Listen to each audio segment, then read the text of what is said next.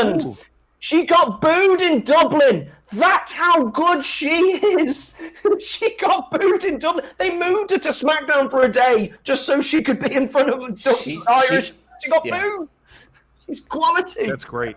Are you fans of Jamie Hayter out there? Eric wants to know.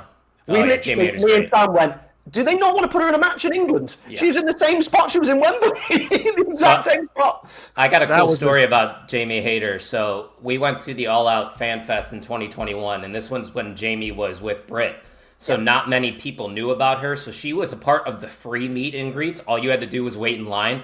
So Ian and I waited in line for an hour and a half to meet Jamie Hayter. They ran out of 8x10, so I couldn't even get a signed 8x10. But we got a picture, and I got to make a comment. I was like, hey, I love what you're doing with Britt Baker. Can't wait to see you break out and get your championship. She ended up getting a championship right after I said that. So that was a pretty cool moment. She was awesome. You're the reason. That was another person they kind of ruined. Oh, yeah. They ruined that whole momentum afterwards. That injury did not help. The injury, but for some reason AEW just don't want to build a third woman. I don't know why. Yeah. Like, if you're not named Mercedes or Tony, they're not going to give you a chance. Like even when they had Mariah May win, and I was there, it was great.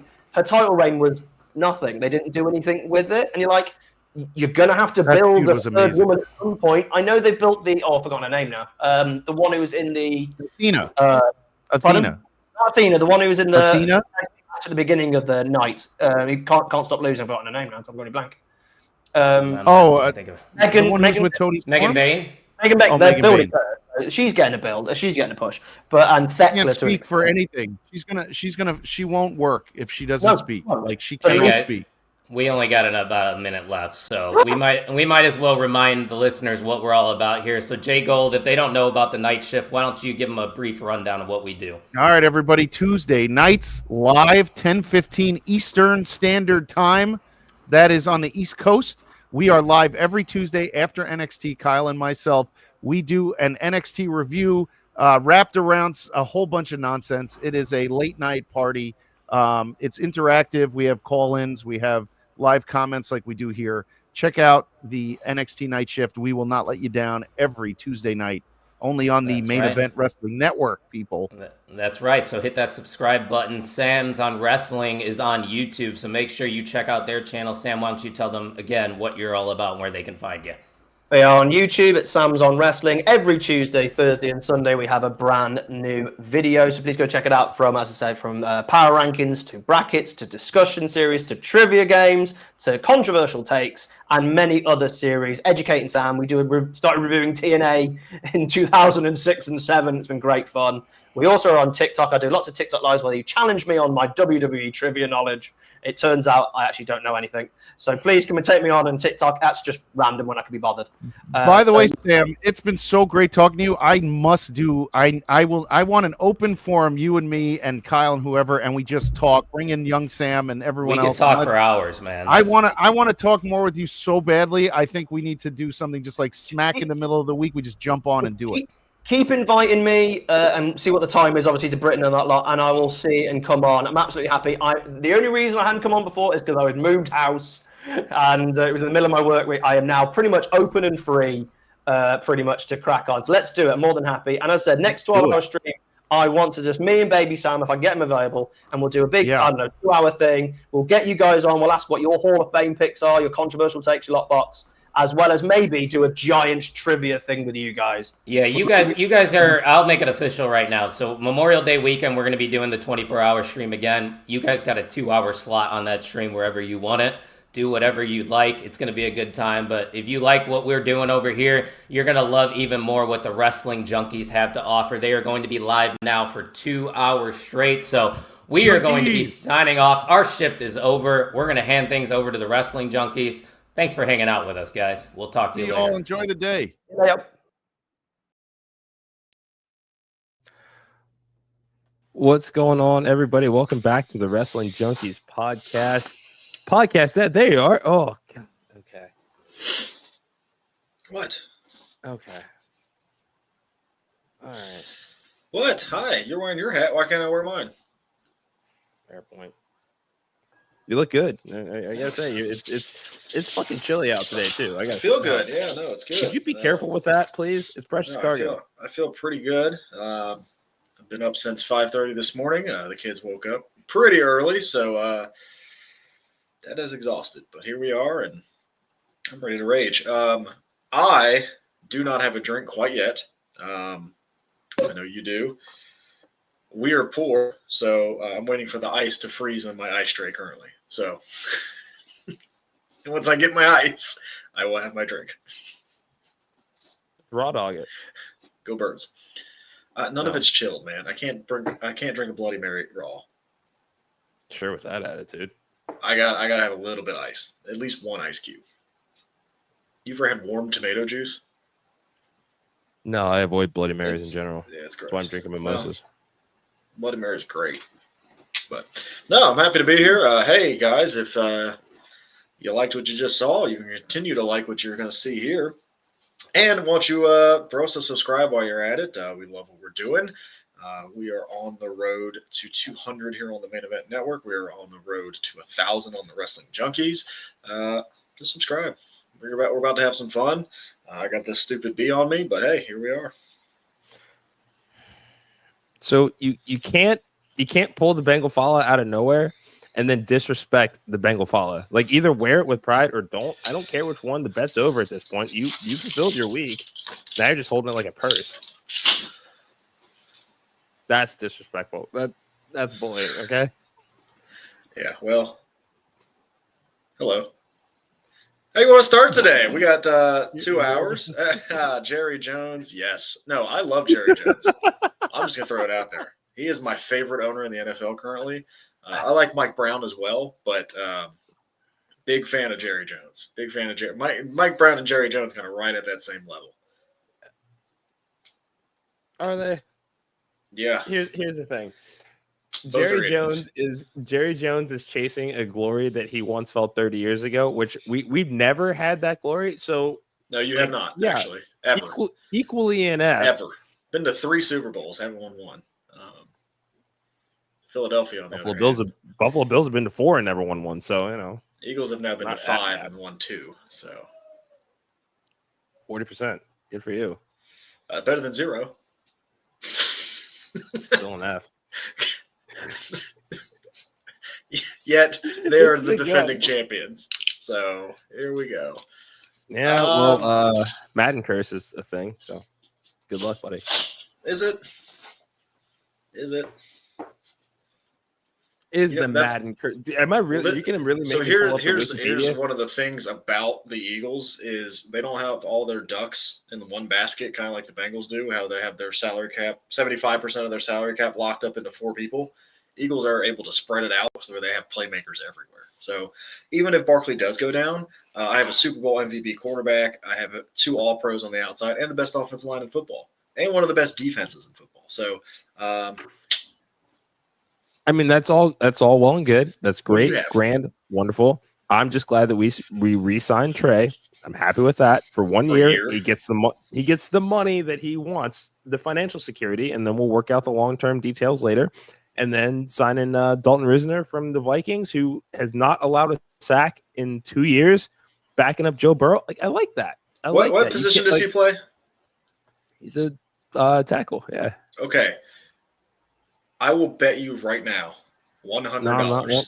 Nope. $100 that he gives up a sack week 1. I'm not doing this with you today. I will bet you $100. I'm not doing Look, this. It's not any silly thing. You don't have to wear anything stupid. It's cold hard cash, $100. Not after not giving up a sack for 2 years. Miles Garrett eats his lunch. I don't see it happening, but no. Okay. No. You're not that confident. Here's the thing. You were just jonesing for another bet that goes in your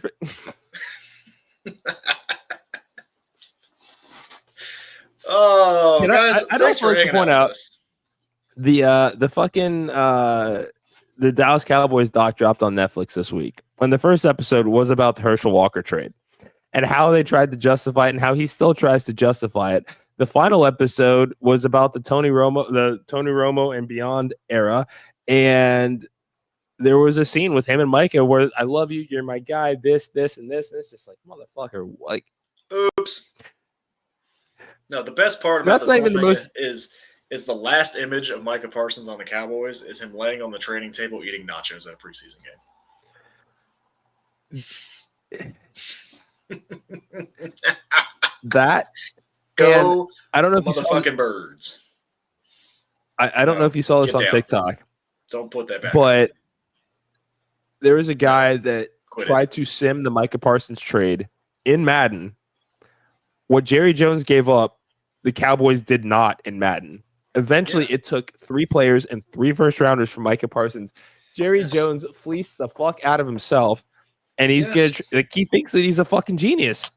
Yeah, because they might get 2 Pro Bowl players out of those picks. They might. Emphasis on the might, and he even hedged his on. They might. I mean, those picks are going to be what, 24 to 32, so 31. Sorry, or 30, I guess, because they're not going to beat the Eagles. But because I'm pretty sure last year the Eagles beat the Packers twice. I may be mistaken, but I can't remember off the top of my head. But yeah, and they also beat Cincinnati, and then they'll also beat the Packers again this year, and they'll beat the Bears. So shout out to the Main Event Network. Go Birds! If this is your first time watching the Wrestling Junkies podcast, that's what Eponymous is the podcast, Dad. I'm Mr. Cincinnati. Thank you so much for joining us today. You can find us on X and TikTok at Junkies Pod. You can like us on Facebook, follow us on Instagram at Wrestling Junkies Pod. Subscribe to that YouTube channel, Podcast Dad. We got 2 hours that 2 fucking hours I have to spend with you. Already 8 minutes in. I love you. Where are you bitching? I know. I'm going to be in the car for about the last half hour of it, so get ready. I totally forgot I have a fantasy draft, but I have to be there at noon. But I'll still be on. We'll be in the car. No big deal. Anyway, we've got some incredible guests coming up for you today. Our friend Sammi Chaos returns. 9 Belts Monet is. She better be scared. Sammy and Mercedes. Oh god, that's a fucking dream match right there. And Mercedes. At least one of those two has pinned Matt Tremont clean, and it wasn't Mercedes. No, nothing. Mercedes Mercedes would never do that. No, not a chance. Not a chance. I would also like to point out. We also have some incredible musicians joining us today. David Bartolome and Will Scarr. You've probably seen their covers on Spotify of WWE and AEW themes. And quite frankly, they're fucking glorious. But before we introduce our guests and before they get onto the stream here, let's talk a little bit of SmackDown here, bud. Sami Zayn is the new United States champion. Yeah. How you feeling about that? It's fine, I guess. I don't know. It didn't really move me as much as I thought it was going to, but okay. He gets another mid-card championship. That's fine. That's all well and good. I kind of want him to be in the main event scene, rather. So, and I'm glad that you brought that up. I feel like they did the opposite with kind of the Jey Uso, Sami Zayn pushes. Like if you switched them, I would be much happier. And I'm glad that you brought that up because remember, Paul Heyman said, I can get you over to SmackDown and a guaranteed world title shot. Just go away. You still ended up on SmackDown. Yeah. Yeah, but who's the champion over on SmackDown? I know. Congratulations to them. Who's the champion on SmackDown? It's Cody Rhodes. That's why I say congratulations to them because baby Lonnie born yesterday. Like they're out here having kids and not telling us. Good for them. Oh, I didn't know that. Oh, cool. Yeah. They had baby number 2 yesterday or day before, one of the two. That's cool. Yeah. I wouldn't recommend it, but that's fine. That's fine. I mean, they didn't have theirs at the same time. I know. Yeah, I know. I'm hoping. Look, I'm happy Sami Zayn won. They got the title off Solo. It's fine. I don't know what the hell they're going to do with Fatu next. I think he would benefit from maybe moving to Raw. If I'm being completely honest. Yeah. He needs to get out of the Solo vortex. Yeah. He needs to get out of the Bloodline vortex, just in general. I think that would be they could create the 6-man over there with Roman, Jay, and Jacob taking on Seth, Bronson, and Braun, and add So take him out of the one more to each SmackDown side. Bloodline vortex and just move Yeah, to but- Monday nights where so- there's a Bloodline presence. But the difference is you're going to go over there and team with Roman Reigns against Seth Rollins, not by yourself against Solo Sikoa. You're getting much bigger rub going over there and doing that. And I Tell think me I'm that wrong. this is another. No, I'm not going to do that here because a lot of what I feel, at least when it comes to the MFT, that particular group as a whole, it took us too long to get to this point because they tried to push Solo as the next guy. That was always the intention. And then you put Jacob Fatu with him, and then it's like, That's the guy. okay, yeah, that is the think. Vince, do you see what I just saw? Like that kind of thing is that aura that Jacob Fatu has. They wanted for Solo, and it took it just didn't work. They wanted him to be that main event guy. MFT that is firmly an upper mid card group, and That's that's NWO 2000. Let's call it what it is. oh, God. I mean, let's call it what it is, right? It's not the bloodline, but they're still trying to be the bloodline. They just got a different name. It's not as good as it once was, but they're still making money off of it, so they're going to keep doing it. It's not the same, though. You can't tell me it's different. It's not. Yeah. It's not. It's definitely not the same. But What's your shirt say? Under girl. I assume dad. I like it. Yeah. I like it. yeah, she was the one up at 5:30 this morning. It was great. I went to bed at 5:30 this morning. You know when you're asleep and then all of a sudden you just hear "Dad, Dad." Yeah, I literally do not. I'm sure you have. I'm sure you have. Not gonna say a word.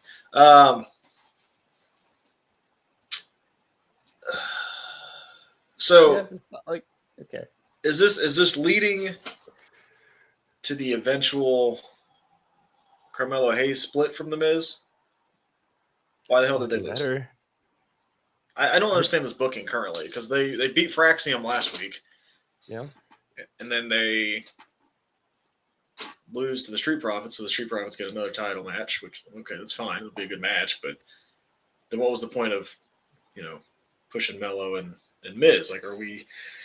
Is that leading to a breakup? Is that going anywhere? Is Carmelo Hayes going to get to do anything fun? What are we thinking here? I want so badly for Carmelo Hayes to just be as far away from the Miz as possible. Mello Don't Miz could work in theory. I hate that name. Really? Mello Don't Miz? Well, I'm all about finger guns and bad puns, so. I know what you're about. You have to stop. I know what you're about. That's fine. That's not fair. I got That's Mr. OTM here in the chats here. If you could hit me with that schedule for the rest of the day. Yes. Main event marathon, 12 hours that. of the Main Event Wrestling Network. Yeah. Okay. All right. He just leaves. Let's Okay, see if my ice is whatever. ready. Just make yourself a fucking drink. All right. Yeah, we have a lot of good shit. That is, I cannot read a whole lot of that, so I'm going to pull it up off of my phone here. So give me a hot second to do that. And thank you to everybody that has been joining us today. It's going to be a great fucking day of all things Main Event Wrestling Network. And I know I have this graphic somewhere. Mr. OTM, I apologize. We have got the WrestleHolics podcast coming up at noon from 1 to 2. We have got Tim Vicious with his vicious rants, and that motherfucker better sing some karaoke. 2 to 4, we got Tino's time. 4 to 6, we have the Hobby Hour with the Great Brown Hope, Charlie Butters, Paperclip Mike, and Dark Star Shady. 6 to 7, Mr. OTM is back in the booth with Robbie Collins. 7 to 8 p.m., Paperclip Mike. And then 8 to 9, we are finishing out with our boys at On the Mark podcast, provided the fact that Ian is not napping somewhere. But thank you to everybody that has joined us today. I am a tad tipsy And anyway, we're going to have some fucking fun. We got some incredible guests here. Sammi Chaos is going to be joining us here in a little bit. She's getting hopped on the stream here. But today, we've got 3 incredible guests, and then Podcast Dad and I have a little debate that we're going to have, courtesy of our fact checker. We're going to talk about our respective pillars of AEW men's and women's division, so I'm going to be really curious to see what it is that the podcast has today. According to legal technicality, I'm not allowed to do any karaoke on the live stream. That sucks. But I understand it. Yeah, legal technicalities and whatnot. I get it. Believe me, that's my bread and butter. He really has been gone a long fucking time. But thank you to everybody that has joined us today. Clash in Paris is tomorrow, and I really want to get some chats going here about the excitement level for Clash in Paris, because mine is on a scale of 1 to 10 about a 3. It's a Sunday afternoon show, which is about all that I'm excited for. It's something to do during the day, but it does feel very much like this is kind of we know it's the final Peacock PLE, and they just don't give a fuck, quite frankly. They're on the WrestlePalooza mentally already as it is. And this is just kind of thanks for the 5 years. We're real tired of seeing you do it. So welcome. So we got that. Nice pint glass. That's a strong one. Then we also have some cold brew. Fair. With some cold I like foam. Ooh, that's good. Have you had that cold foam? I've not. I can't do cold coffee, man. Really? No. I love cold coffee. It has to be cold though. Like it's not if it's brewed. Oh my god. Get those out of the whiskers. Folks, we are only 18 minutes in. Keep going. Keep fucking going. Don't fucking. I gotta keep it down, or else I'm gonna wake up Mr. Ramsey, but that's okay. Ramsey, wake up! What are you doing? He's sleeping before he's got a trip to Columbus today, so he's getting his Z's before he takes off about an hour. Fancy. Will he make an appearance? He's gonna go play some music with some friends. I mean, you might see him walking through here. Just remember to put underwear on. Ooh, yes. What? Please. We can't get kicked off. I know. I know. And that's why I say it. There's a comment. I'm gonna leave it alone. I think we have a friend. Yeah, we do. So I want to make sure that I have the list here because it's a long one. Our next guest is a true friend of the Wrestling Junkies, and I just want to make sure that I have all of the titles that she's currently holding. She is the Battle Club Pro Icons Champion, the Fallout Shelter Champion, the PPW Women's Champion, the Respect Women's Champion, the Battleground Championship Wrestling Women's Champion. Our friend Sammi fucking Chaos. How you doing? Hello, I'm good. How are you guys? Keep it going. Not as good as you right now. Keep it going. Listen. Listen. Y'all woke me up at 10 o'clock. No. But only we can do that. What are we even doing? 10 o'clock is insane, but that's fine. I'm happy to be here. 10 o'clock's insane. Well, I've we been greatly up 5.5 appreciate it. hours. All right, so it's been a hot minute since you've been on the Wrestling Junkies podcast. Catch us up. How's your summer been? Oh my God, it's been busy as you described. No, it's been really good. I've been keeping busy, and I'm tired, and but it's going good. But it's like it's September now, pretty much. So the summer's gone. But how about you guys? How's your summer been? Just I don't know. Okay, all right. So we're in a good place. All right. He's coming off of the getting kids ready for first week of school, so he's got a lot of the just general tiredness. So oh my God, that's just me. He's doing it well though. He's doing it with a smile. Isn't that what he has under there? Always tired. Oh yeah. Oh yeah. Fuck, I forgot about this. I can do that. I might get fired, but I can try. Listen, makeup exists for a reason. It's okay. That's what I should do. Like I can't get the tattoos on my lower arms. Maybe I'll just put makeup on myself every day. It'll be fine. The shoot job's corporate, folks. I'm sorry. Yeah. Well, same. Long sleeves for life. All right, so Sammi, Yeah, No, go Eric, ahead, shut Chris. up. I'm sorry. gonna go first. Fine, fuck you. Tell me right now, they don't hide the grist feet, right? They're there. They're there. Tell me so far, out of all these titles you've won, what's been your favorite? Oh my god, my favorite. Or the one maybe that you feel like most accomplished about. Wow, I'm gonna say Battleground for the specific reason that I won it in the 2300 arena. So that was kind of, surreal a little bit. Yeah. How was that?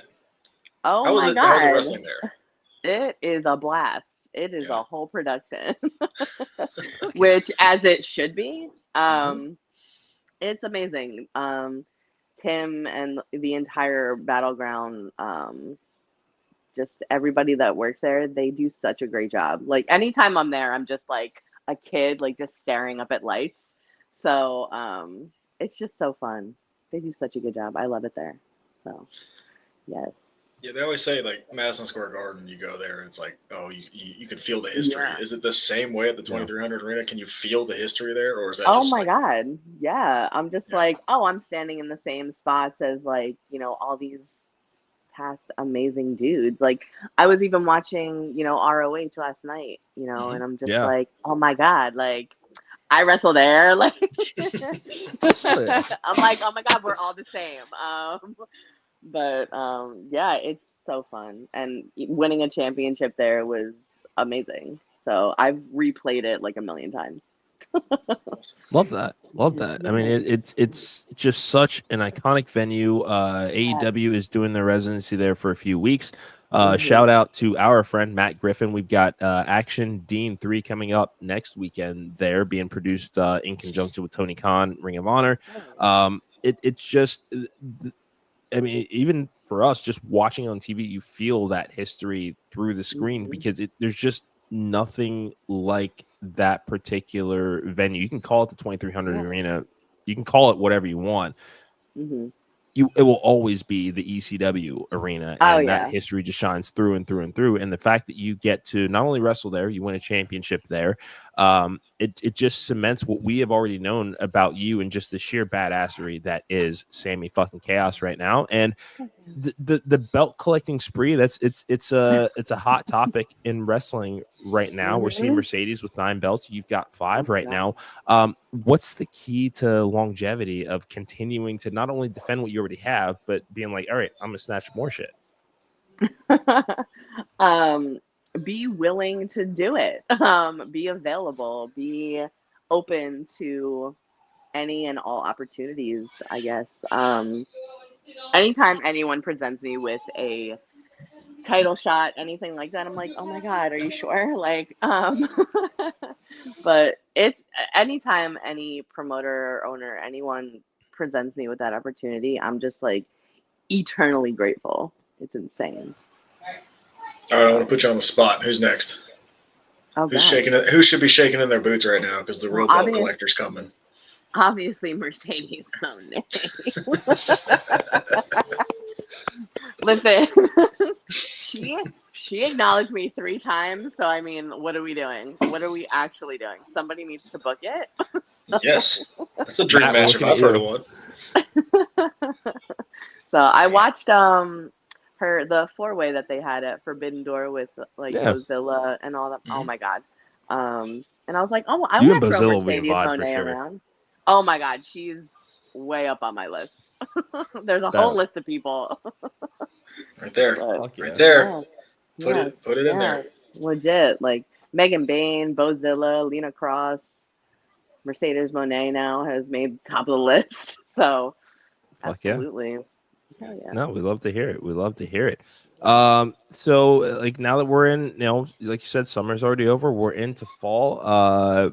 What are your goals for the rest of 2025? We know you want to keep some belts. You know that you want to add some more to the resume, but like, what are some of the I have to do this year sort of things that are on your mind for the last few months of the year? So I haven't said this in a public forum yet, but my huge goal was to wrestle in Japan, and October, the whole month of October, I will get to do that. You're So- fucking joking. Yeah. Yeah. Awesome. Yeah. I'm drinking that. Fuck Yeah. So That's the amazing. entire month, hell yeah. The entire month of October, I'm going to be training and working with Ice Ribbon. Okay. So, I'm looking forward to getting my ass kicked and just getting better and seeing what Sammi Chaos comes back to the States as. So, And this is your first. Is this your first overseas trip? I can't remember. I mean, I went to Puerto Rico, so I don't know Okay. if we're counting. That counts. I'm going to count it. Yeah. Yeah, that Yeah. counts. Fuck yeah. Yeah, so I went to Puerto Rico, so this is number 2, I guess. So, yeah. Love that. So outside of wrestling, what are you most excited for to do? In Japan? Yeah. Oh my God. It's so funny because everybody's just telling me a million places to go and a million things to do. And I don't even know where to start. Everyone's telling me to go, to Ribera and like all the wrestling sites and all that fun stuff. Yeah. And I'm a huge like history buff. So I Yeah. think Okay. I'm super excited to just walk around like historical Yeah. sites and like religious sites and things like that. So I'm a nerd. So, yeah. Talking I'm to just two nerds right here. We love that. Yeah. Why do you think we get along so well? Oh my God, that's why we're all friends. Got it. Okay. Yes. Big time. But yeah, no, I'm excited to just like walk around and just be in a completely different environment. And like, I'm going alone. So that's going to be like a huge thing Yeah. for me. And Yeah. I'm just excited to just jump in the fire. That's marvelous. You're not a picky eater, are you? No, thank God. Okay. That's good. That was another thing. Everyone's like giving me a list of places to eat and like all this Yeah. stuff. So yeah. Have all the sake for us, please. Yes. Exactly. That's amazing. But yeah, so that's the big thing at the end of the year 2025 for me. So yeah. I mean, that's a really great way to kind of cap again what has been an iconic year for you. I mean, we sing your praises all the fucking time, and I know, I everybody love that you watches guys. our show knows that. I at this point, you're sitting atop several mountains right now. You're getting ready to travel.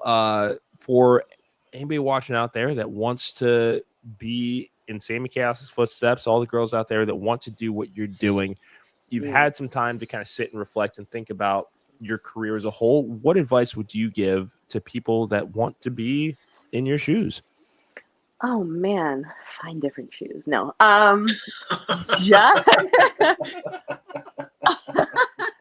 Just find bigger shoes. No,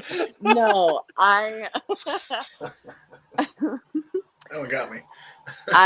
I'm a huge clown. I'm sorry. That was a great answer. Don't listen to anybody. Like there are so many people even now that don't think that I can do what I do or continue doing what I'm doing or anything like that. And it's anyone that doesn't align with your dreams, your goals, your anything like that, like fuck them. Like do it anyway. And someone asked me this question I think last week where it was like, if I could talk to like my 10-year-old self, what would I tell her? And I'm like, do it anyway. Like fuck what anybody has to say and just do it. Like you really only get one life. And I never thought I would be going to Japan, let alone alone. I never thought I would be holding, up until just recently 6 titles, 5 titles, like anything like that. And you could literally do whatever the fuck you want. It's kind of insane. Yeah. But yeah, just do it anyway. Don't listen to what anyone else says. Like, fuck them. That's literally We'd love it. to hear it. Fuck them. We'd That's love my to new hear it. tattoo is fuck them. Don't tempt me. I'll get that. Listen. Okay, corporate. All right. I'll get it on my thigh. They don't see those. All right. I was going to say new knuckle tattoos. No. All I can do that. That'd be good. Fuck Good way to off. close every pod. You know what? Hey, I Keep think I an got a open mind Sharpie there. here somewhere. Yeah. I can do the Sharpie. But yeah, I say that to anyone about anything, not just like in wrestling. Like, just do it. Whatever the hell you want to Yeah. do. It's kind of crazy. What's the one thing that you've learned about yourself this year, kind of having seen everything that you've done, everything that you're going to do? What's the one thing you kind of just think about a lot of? I surprise myself. That I'm able to do what I do in the ring. So I come from like basketball and like athletics that way, and Yeah. I never thought I would be like doing flips and like manhandling people and like anything like that. It's kind of insane what I've seen my body be able to do and what I've seen my Mhm. body be able to take, like being thrown off of the second rope or like anything like that. Yeah. I'm like, what did I do? What are you sure? And I have to replay it. And I'm like, oh, I did that. That's crazy. And I'm walking the next day. That's amazing. Yeah. So anytime that. my body like perseveres through anything, I'm like, oh my God. Like that's insane. But even just because I've talked about it before where I have like crazy social anxiety, going anywhere alone, to a show alone, like walking through any door alone where I am not going to know every single person and Yeah. shaking everyone's hand and talking to everyone. Anytime I do that, I'm like, I did that shit. Like, Love that. I'm like, hell Love yeah, that. I did. All right. So, as the one and true belt collector, and this is kind of off topic, still on topic. Mhm. What is the one song that you would have to listen to pump you up to go out there and perform? If you had to pick one. Off the bat, because I've listened to it for a good 3 hours on repeat, is Sabu's theme song. Oh, yeah. That is a good one. Yeah, that's a really good one.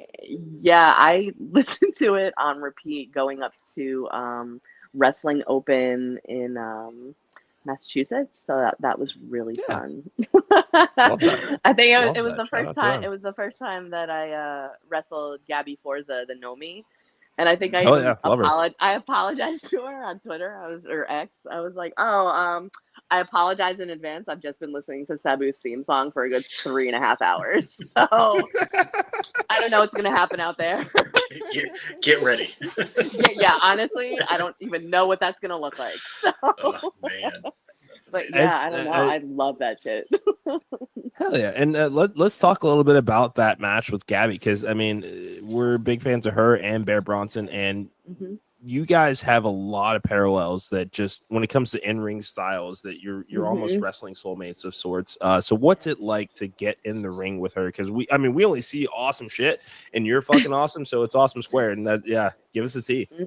Oh my God. I was so excited when we were announced for 3 pretty much back-to-back matches together. And every single match just got better than the next or than the previous. And it was insane. Like our Wrestling Open match, the first time we ever wrestled, we were given like 7 minutes, and it was, I don't know about for her, but for me, I feel like it was just like instant chemistry. And it was like, it was almost like we had been wrestling for years. And it's just so fun. And, when we got to our 3rd match at Respect Wrestling, it was, I know I'm biased, but I'm going to say it was match of the night. It was, we had the crowd, like we just beat the shit out of each other, and it's so fun. Yeah. We just have so much fun anytime we work together.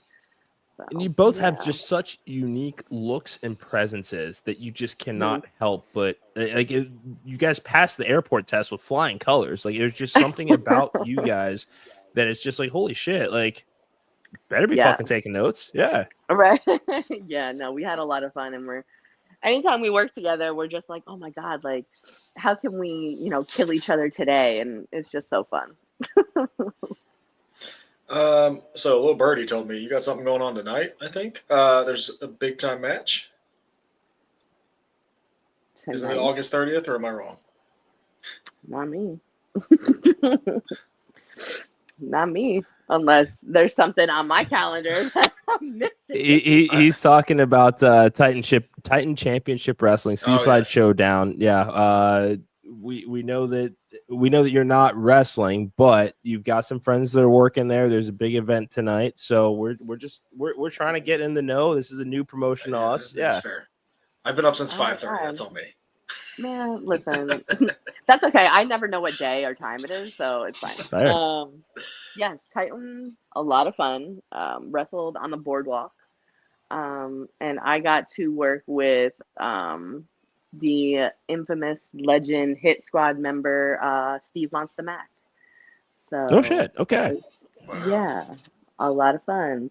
But yeah, he's great. We've been talking. He's been trying to help me out and introduce me to like a lot of people that have helped me a lot and have given me a lot of advice. And yeah, I'm trying to work and wrestle like a early 2000s ROH wrestler, I guess. So just It's coming through. just come. That's coming through. Trust me. I think everybody has the bruises to tell. It's working. Yes. I've seen a couple of the punches. Listen, that's what I bring to the table. Okay, I don't hide it. This is what it is. Well, I mean, that's why you have 6 titles. So yeah, listen, it's you just, know. We do it's what we clearly can. working. It's clearly working. So keep it up. Keep it up. Someone was like, "Oh, are you trying to be like the female Samoa Joe from like early ROH?" I'm like, "Listen, don't." It's a great comparison, actually. Amazing. like real talk. That is, That's actually love a that. really good comparison. I was like, I got to work on my kicks, but absolutely, yes. Yes, 100%. Start calling you Sammi Chaos. Yes. Listen. Oh, that's a There are t-shirt right worse there. There you things. go. There are Yeah, worse get that things. shit. Yeah. He's the idea man. Sammy, Got we know it's early. We want to let you get back to the rest of your day, but 1, Back to we sleep. love you. 2, thank you for joining us today. 3, Thank you for where can having everybody find you on social media? What do you have coming up? At Real Sammi Chaos on X and Instagram. If you happen to see my Facebook with my actual name, follow me. Whatever, do whatever you want. Buy my merch, please. God, please. Can you DM us a link because I need some new shirts, so I need a. Yeah, and I just came out with a shirt that my good friend Danny Nemesis designed for Japan, so I'll send that over to you guys. So, please do. Yeah.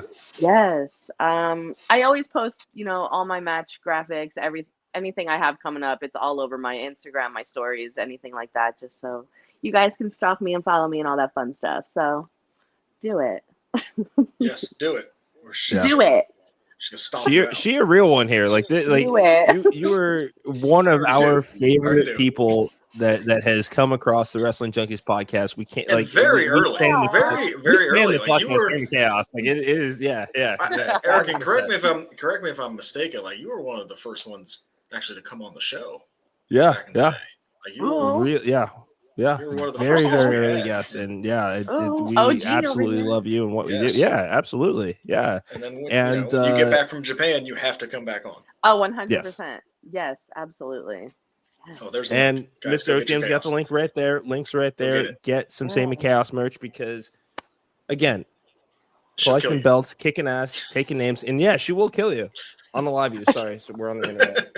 I know you can't say that word anymore. You can't say a lot of words anymore. I don't know how I feel about it. That's something different. Anyway. Oh my God, Sammy. Well, I love you guys. You. Thank you so much. We love you. Best of luck in Japan. We cannot wait to hear all about it.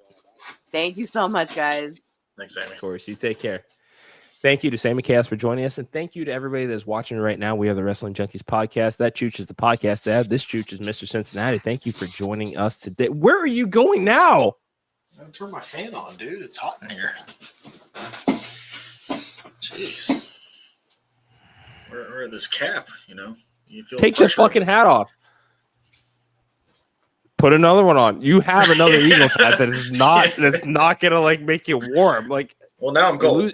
You're trapping a lot of heat in your head there. That's what happens when I'm not gonna say anything. What's next on the plate? Oh, that's one thing I wanted to ask you. What's your top 3 brunch items? Throw it in the comments too. I need top 3 brunch items. Okay. So, you already have heard about the brunch story from last weekend, but there was a breakfast lasagna that was really delicious. Yeah. Yeah, I'm out on that. I don't need that. It's too much. It was good. Like, it literally is pancake, sausage, eggs. It's just layered. That's all. It's too much. It's too much. It's too much. No, You're it's going not. too much. So if I had to give a top 3, number 3, and I may have been swayed by our trip.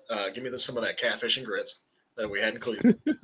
Oh my God, that changed my life. Mr. OTM knows exactly what I'm talking about. Changed my life. Yep. Number 2, if I can find a little black eye in you.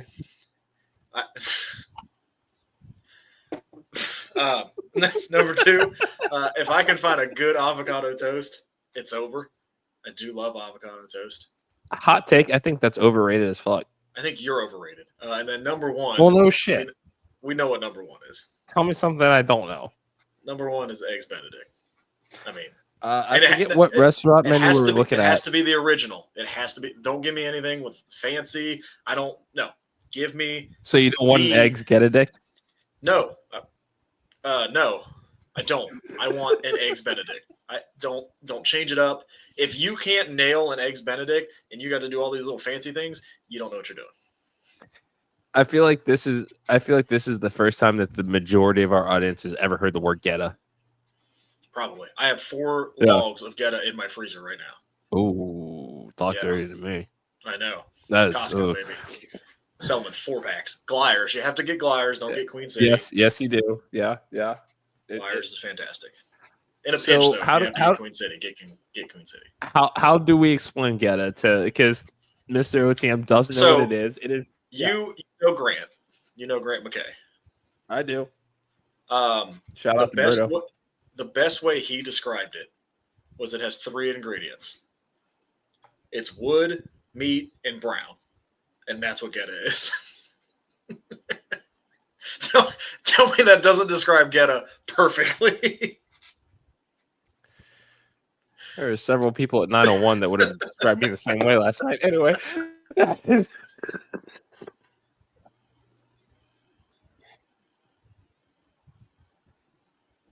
God. Good God. This is why we can't do Saturday morning shows. This is a family-friendly show, man. Jesus. No, it's not. That was insane. That was insane. I didn't say I described myself that way. You didn't have to. I would hope you wouldn't describe yourself. The fact checker knows exactly where I'm talking about. So don't rope him into this. He doesn't deserve any of these strays. This is all on you. This is all on you. What's next on the agenda? What do we have on the schedule? What did we want to talk about? We're gonna do our pillars. So, yes, this one is for the fact checker because he threw this out on our show earlier this week. He wants to know our 4 pillars of 8. At least let me tee it up. I am, but fact checker, are there any rules? Like, is this a draft style? Like, if Eric takes one, I can't take one, or is this the entire roster? We each get our 4, and they can't be the same person. I think I need a little bit more parameters. Like, so if I draft Ospreay, number 1. Does that mean you can't have Ospreay? Or is it no, just, it's not a draft. This is how I would do it? Yeah, he just wants to know what our pillars are for the men's and women's division. Okay. Yeah. All right, cool. You want to start with the men's? So, yes. Perfect. Thank you, Here are my 4. Men. We'll start with men first. Yes. Hangman, Oof. Mox, Ospreay, and Swerve. Okay. I have Ospreay. I have Swerve. I have Takeshita. Ooh. Yeah, and I have Kyle Fletcher. Okay. Those are my 4. Excuse me.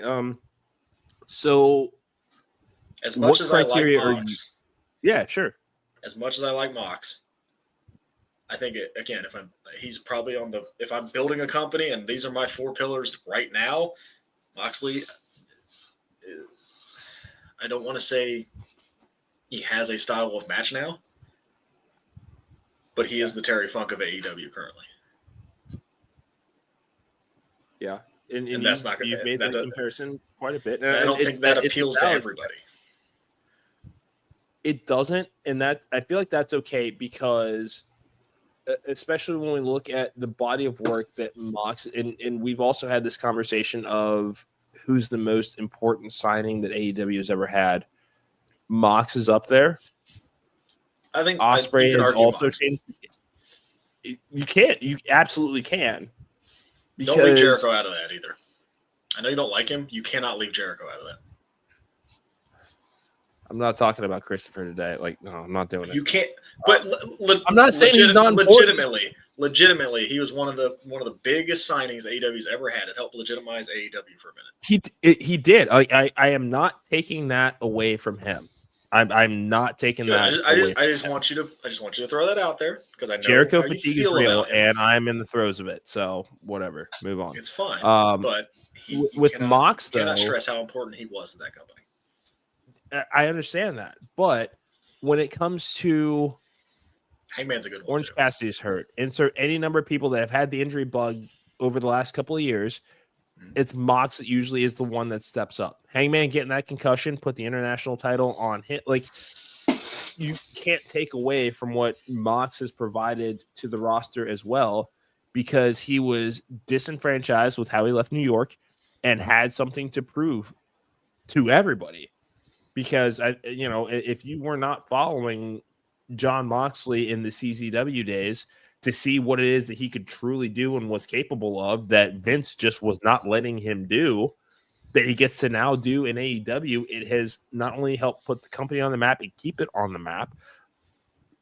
That's why, like, I may have not enjoyed the Death Rider story up until All In. Yeah. Subscribe, seriously, on the road to 200. Yeah, I didn't mean to interrupt. I'm just pointing that. No, you're good. No, you're fine. Hit him with that magic number. It's one. Take one person. If you like, if you like Jon Moxley, subscribe. Yeah, if you're in Cincinnati, subscribe, because I've been talking to some friends at the old establishment, and they want to watch some wrestling over there. So if you're in Cincinnati and want to do some wrestling watch parties, hit up the Wrestling Junkies. There's a bar that is trying to do some cool shit.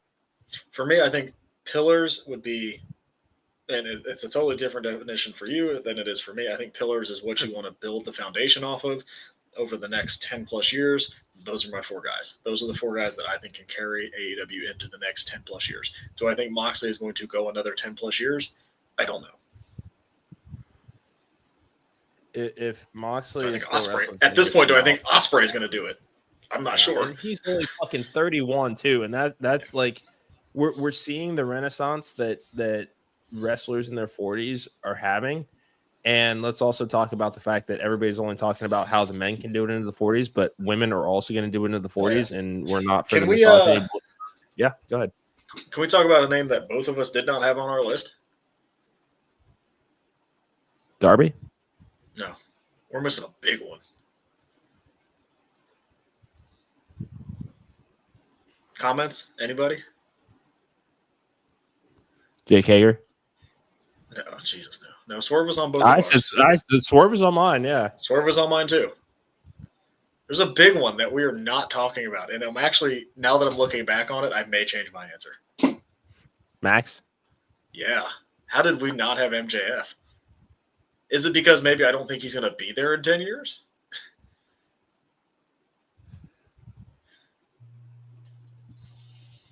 I don't know. Why didn't I put MJF on my list? That's that now that you say it, now I feel right. Like yeah. Is it because like I want to kick my own ass? Yeah. Is it because he had the title run, and then he went away for a while, and the whole Adam Cole thing was bad. The back to the heel wasn't great, and then kind of face with the Hurt Syndicate was not great. And now we're finally getting the MJF that we wanted again. Like, it's just been a weird year?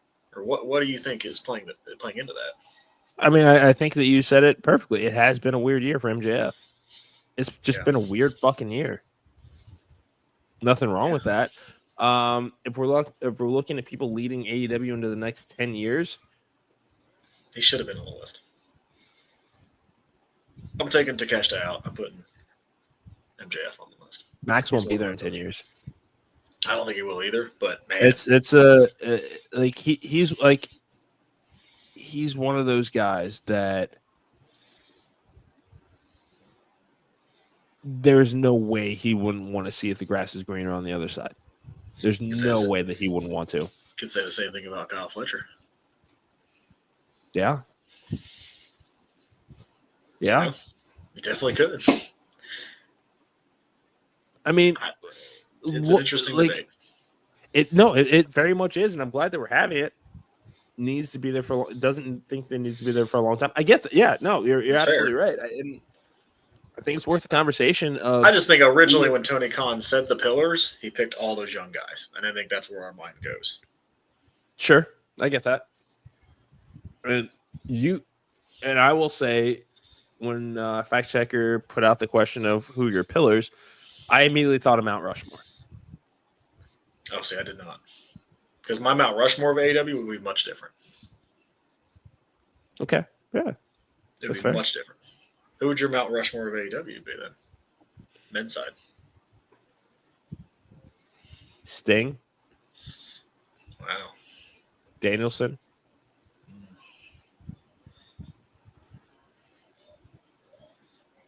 Mox. And Ospreay still. Really? Okay. Give me Mox. Okay. That's actually mine right there. That's actually mine right there. Mox, Jericho, Danielson, Omega. Fair. Okay. That's a really good one, Kyle. That was exactly who I was going to say. I was debating between Sting and Jericho, but man, I just think Jericho. I know he overstayed his welcome. I know he did, but man, those early parts of AEW, when he was champion, it was good. You can't say it wasn't. I was at the first fucking All Out when he was crowned AEW World Champ. I was there. I'm not putting it's not to take away anything from what he has done, but I think it's the overstaying of his welcome that's fine for me anyway. Fair. It's left a sour taste in your mouth. He's gonna be on fucking Netflix on Mondays in 2026. He'll be fine. They'll be fine. I don't want it. I don't want it. You didn't want Punk back in WWE either, so. CM Punk is different than Chris Jericho. Punk was another one that I debated putting on that Mount Rushmore. As controversial as his time was, you cannot say AEW was hot as hell. They were. My pillars were, what did I say? Ospreay, Swerve.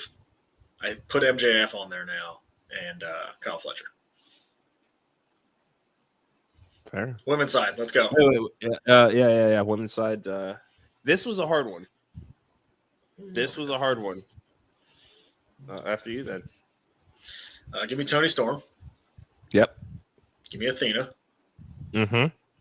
Give me Megan Bayne. Love me some Megan Bayne. And give me Mercedes. That's fair. Yeah. I like there that. You go. Yeah. Willow's a good one. I Will and Mercedes. I like Kyle's there as well.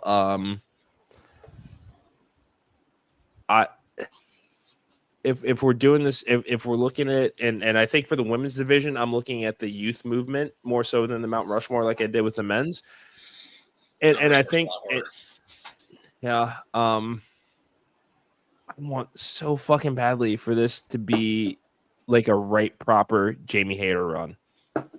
I want so badly for this. Because she's too goddamn talented. That's fine. She's basically that 70s guy.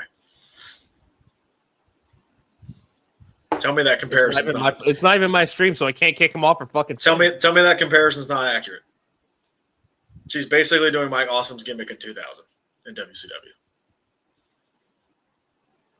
Am I wrong? I'm not gonna say it. I'm not gonna say it. Tell me I'm wrong. For those who know, please tell me I'm wrong. Same hairdo too. That's yeah. See. Wrestling Junkie. I remember Mike Awesome driving down the ramp in his bus in WCW 2000. Taking on Shaggy 2 Dope and whatever the hell his name was. You did not just reference a Juggalos. juggalo and Mike Awesome in the same Yes, I did. sentence. Because it happened. And we were all there. We can try to forget that it happened, but it happened. And that's what Jamie Hayter is. She's that 70s guy, Mike Awesome. All the potential in the world, shitty gimmick. And can't get past it. Why don't they just let her be her? The thing is, the difference is between the two of those is that of those two gimmicks, one was thrust upon Mike Awesome. Jamie Hayter was like, yo, when I was out and down bad, I was into 70s psychedelic rock. I wanted to bring that back into my character when I came back.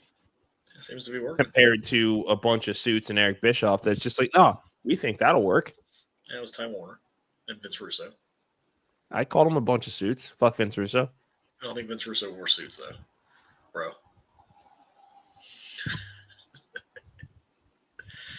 You're just trying to piss me off today, aren't you? I don't try. I just do. It, like Yoda.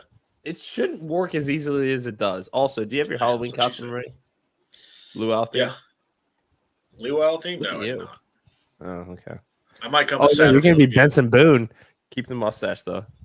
I might come with Scott Satterfield again since he continues to just Don't. lose UC games. This is the worst thing I've ever seen in my life. We should Why not are you throwing to the end zone with 40 seconds left in field goal range? What are you doing? What are we doing? The buyout's $12 million. I'm willing to spend some money as an alum. These Taylor Swift saw us lose. That's Taylor Kelsey. Congratulations to them. That's Taylor Kelsey. Nah, it's Travis Swift. Fuck you. It's definitely gonna be Travis Swift. That is Good, because that means I don't have to deal with everybody talking about Travis Kelsey when Jason Kelsey is clearly the better brother. In terms of Everything. Name one thing Travis Kelsey's better at. Don't say football. no, Jason Kelsey is a top 5 center ever. You're saying that you can't say that Travis is not a top 3 tight end all time? No, he's not. Really? He's not even the best. He's not even the best.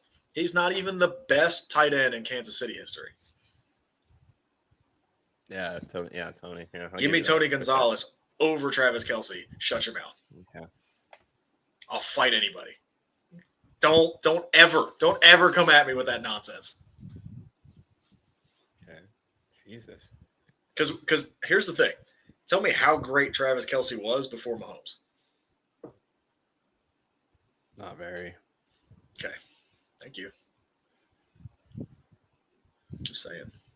Yeah, well, Tony he's married Gonzalez a plays with billionaire, Trent so, Green. you know. So, Can't argue with that. yeah. Can't argue with that at all, actually. Yeah, Look, just okay, like, hey, fine. it's like Jamar Chase is the best receiver in the NFL right now. And if I get the number 1 pick today, I am drafting Jamar Chase. You know who I kept Well, in no my shit. keeper league? I had a keeper league. You know who I kept? Who? Chase Brown. Good. As you should. I know. I hope he does anything this year. a, It'd be nice. how many leagues are you in this year? 2, and if we're doing one in the main event. Oh, yeah, we got that draft tomorrow, I think. Is that tomorrow? Shit. Then 3? Yeah. Oops. I am in 6. Mr. Ramsey is in 4. 6? Yeah. That's too much. It's down from 7. That's still too much. Tomorrow night, 8 Central. Good. That's 7 our time. Yeah. 8 Central means 9 Eastern. Past your bedtime. No, I don't have to work Monday. Oh, that's right. Oh, yeah. Great no, planning. Great planning by Kyle. No, that is, yeah. No, I do appreciate that. I do appreciate Although I think that. I do have. I think I have a draft Monday night too. Shit. All right. It's all right. Hey, go Birds. I think it is time, Podcast Dad, to introduce the next guest that we have. If you are ready to talk to some people that are not me, Yeah, which thank God. we both know. Go Fist the Chimp. Anyway, all right. It's a special day, the Main Event Wrestling Network 12-hour marathon. We have got 2 incredible guests joining us. They've been creating major buzz in the wrestling world with their unique spin on some of your favorite entrance themes. from WWE to AEW. Their covers are blowing up Spotify and all around social media, earning them the recognition from fans and wrestlers alike. We are pumped to welcome to the show David Bartolome and Will Scarr. Gentlemen, how the fuck are you? Thank you for having us, man. Yeah, we're good. Yeah, never good here. an intro that includes fisting a chimp, but I'm about it. That's just him. That's just him. Don't worry about him. He just talks out of his ass sometimes. Love it. I argue with that. Yeah, you do. It's all right. Well, gentlemen, let's get into it. When we look at pro wrestling, and again, we're junkies. It's what we do. It's what we love. On it at its core, superheroes and supervillains that clash. The one thing that all of them have in common is an origin story of some sort. So, David, Will, if you could tell us about some of your earliest memories of pro wrestling. Well, I started watching with my dad. In England, it was really hard to see any kind of WWE and stuff. So I used to have all the video games and got into it that way. And then my dad ended up buying the WrestleMania when it was Shawn Michaels versus Undertaker, the match that's considered one of the greatest. Watched that, then absolutely hooked from then. Love that. For me, it was when I was younger, my cousins, they were a bit older than me. They got me massively into wrestling. Well, first, they used to Scorpion Deathlock me whenever they got the opportunity. So that was always, a fun part of growing up. But yeah, that was what got me into it. My cousins started with the Attitude Era. And yeah, it's just grown ever since then. What drew you guys to covering wrestling themes? Like, is there one that sticks out that was like, man, let's try this, and then like the ball just fell down the hill, or like what is it that you guys gravitated towards wrestling?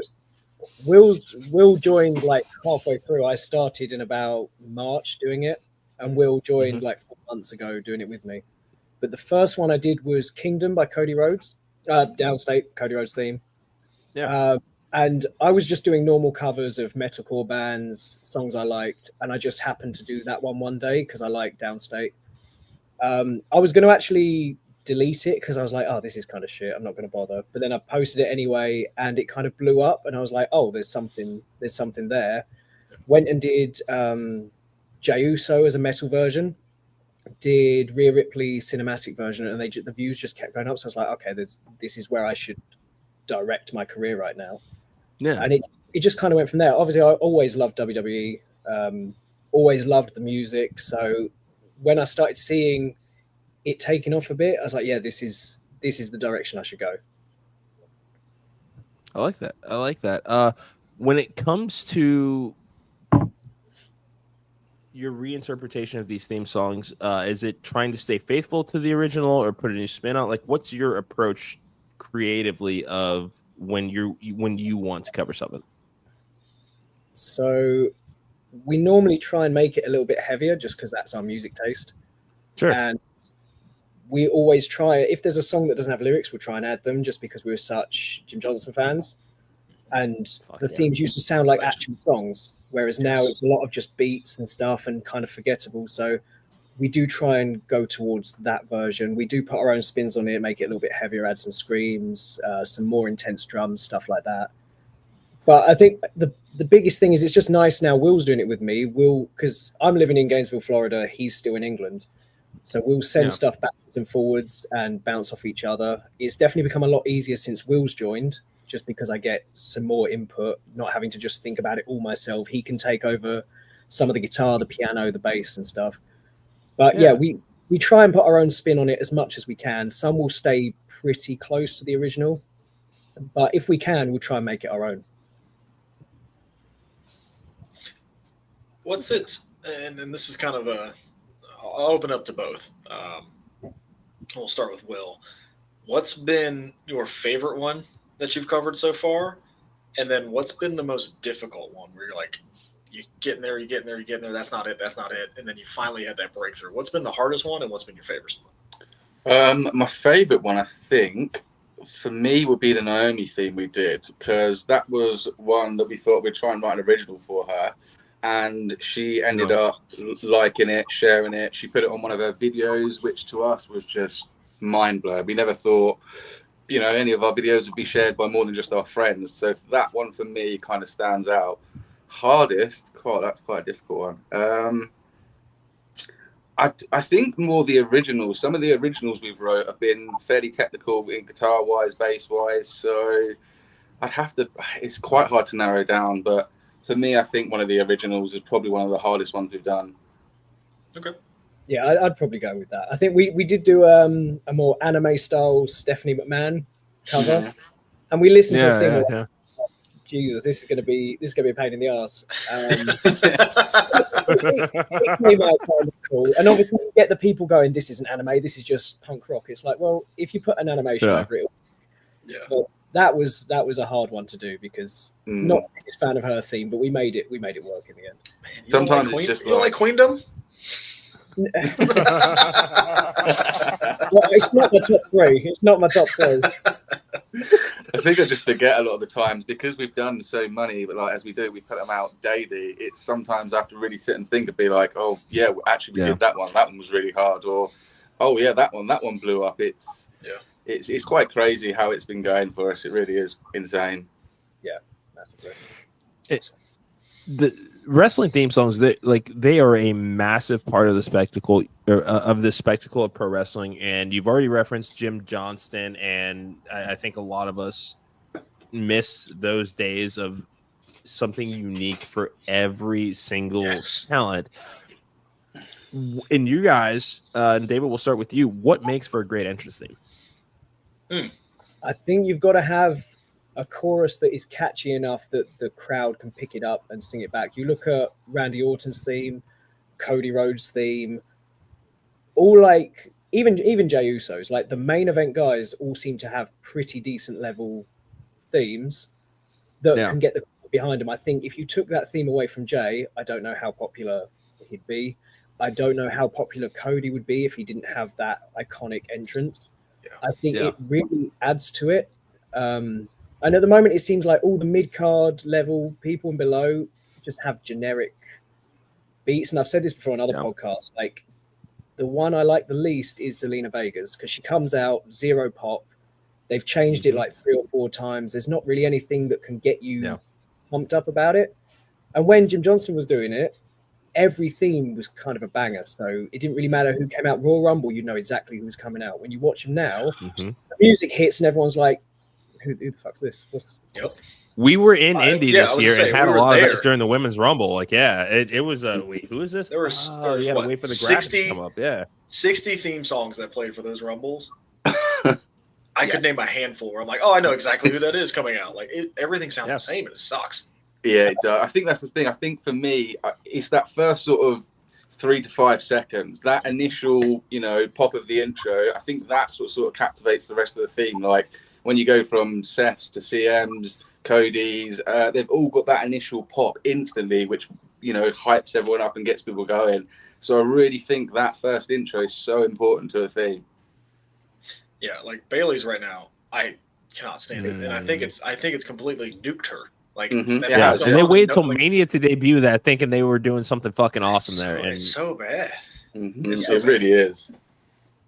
Question for me, as kind of being into the, I do love metal.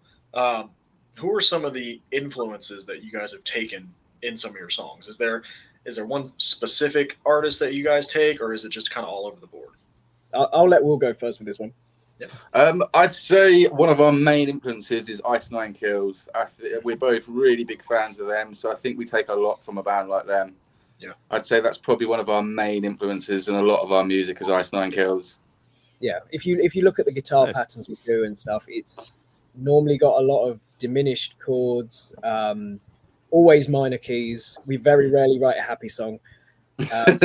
Like Motionless in White, big influences. Killswitch Engage. Oh yeah. The old school metalcore guitars. If you look at any of the originals we do, they have all of that kind of stuff in them, and we do try and incorporate that in covers we do as well. But yeah, old school metalcore bands and horrorcore bands or theatrecore bands, whatever they're under right now. That's probably the biggest influence for us, just because we're both massive horror fans, so we like adding the orchestral elements and everything like that. And I think it goes hand in hand with wrestling because it's so theatrical, and then you've got the rest. It just blends together really nicely. Oh yeah, no, it plays right into wrestling, right? Like again, the entrance theme is so important because like Will was saying, that first couple seconds, I know who you are, I'm hyped up. If I don't know who you are, I'm going to lose interest very quickly. 100%.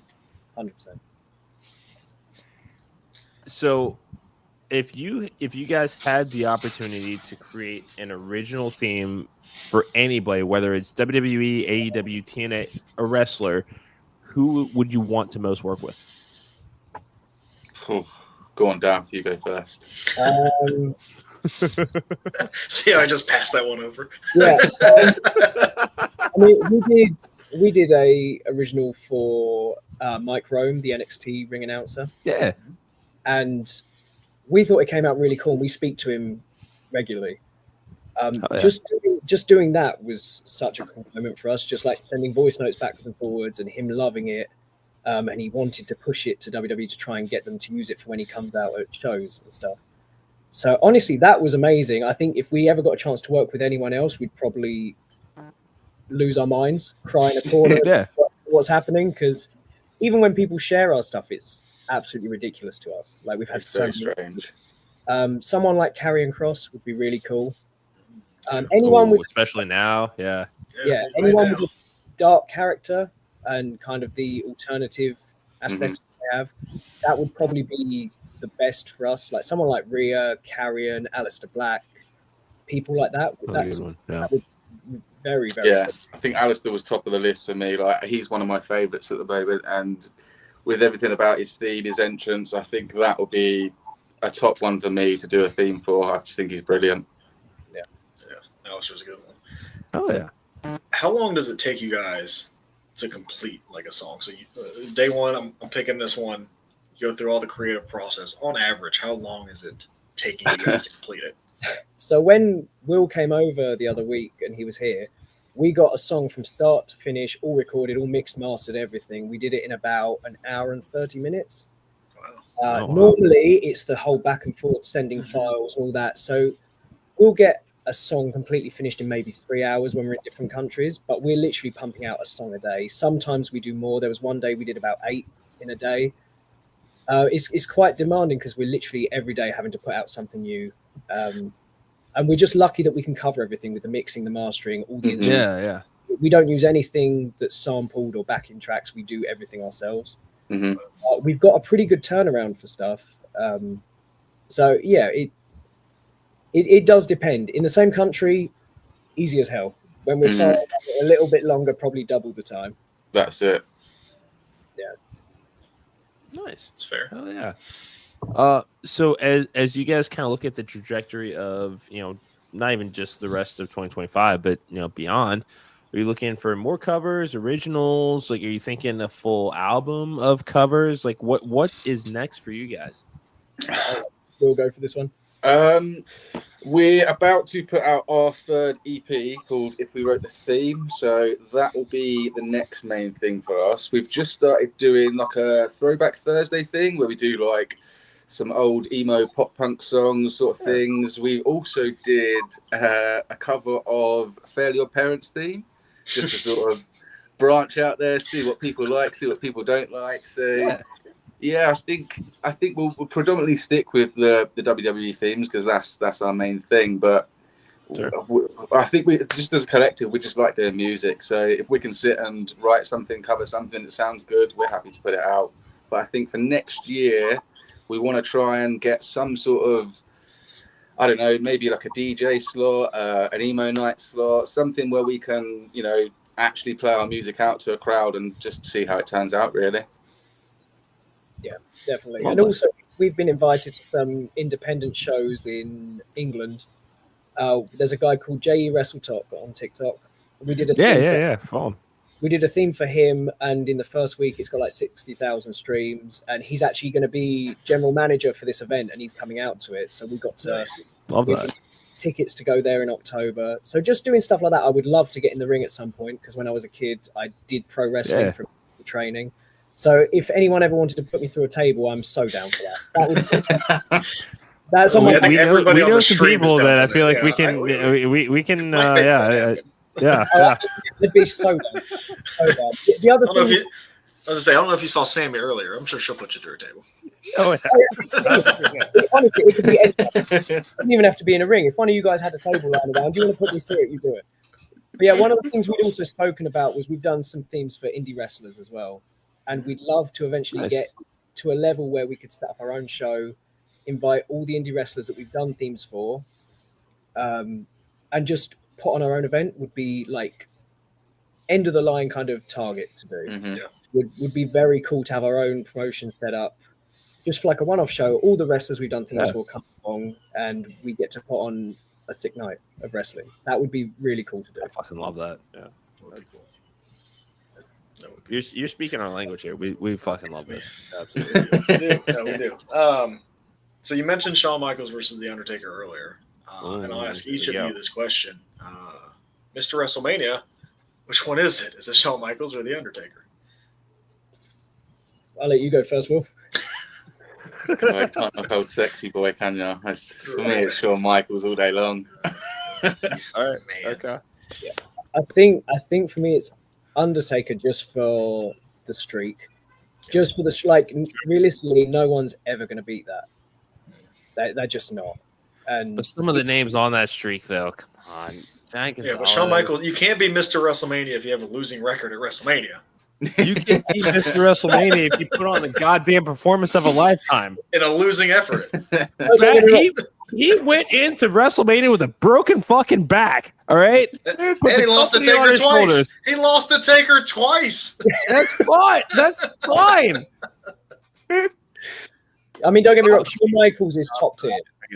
Yes. Shawn Michaels is top tier. Like, I absolutely love technical wrestlers. Like, I think Chad Gable is highly underrated. Yes. Oh, People like that who are technical and can have a good match with anyone. People like AJ Styles, love AJ Styles. Yeah, great wrestler. Undertaker had something about him where he kept his gimmick up non-stop for years. Yeah. I'm kind of sad what they're doing with him now. Like when he got involved with Trick Williams and stuff, I kind of wish he'd just stop there. But Undertaker's like iconic, isn't he?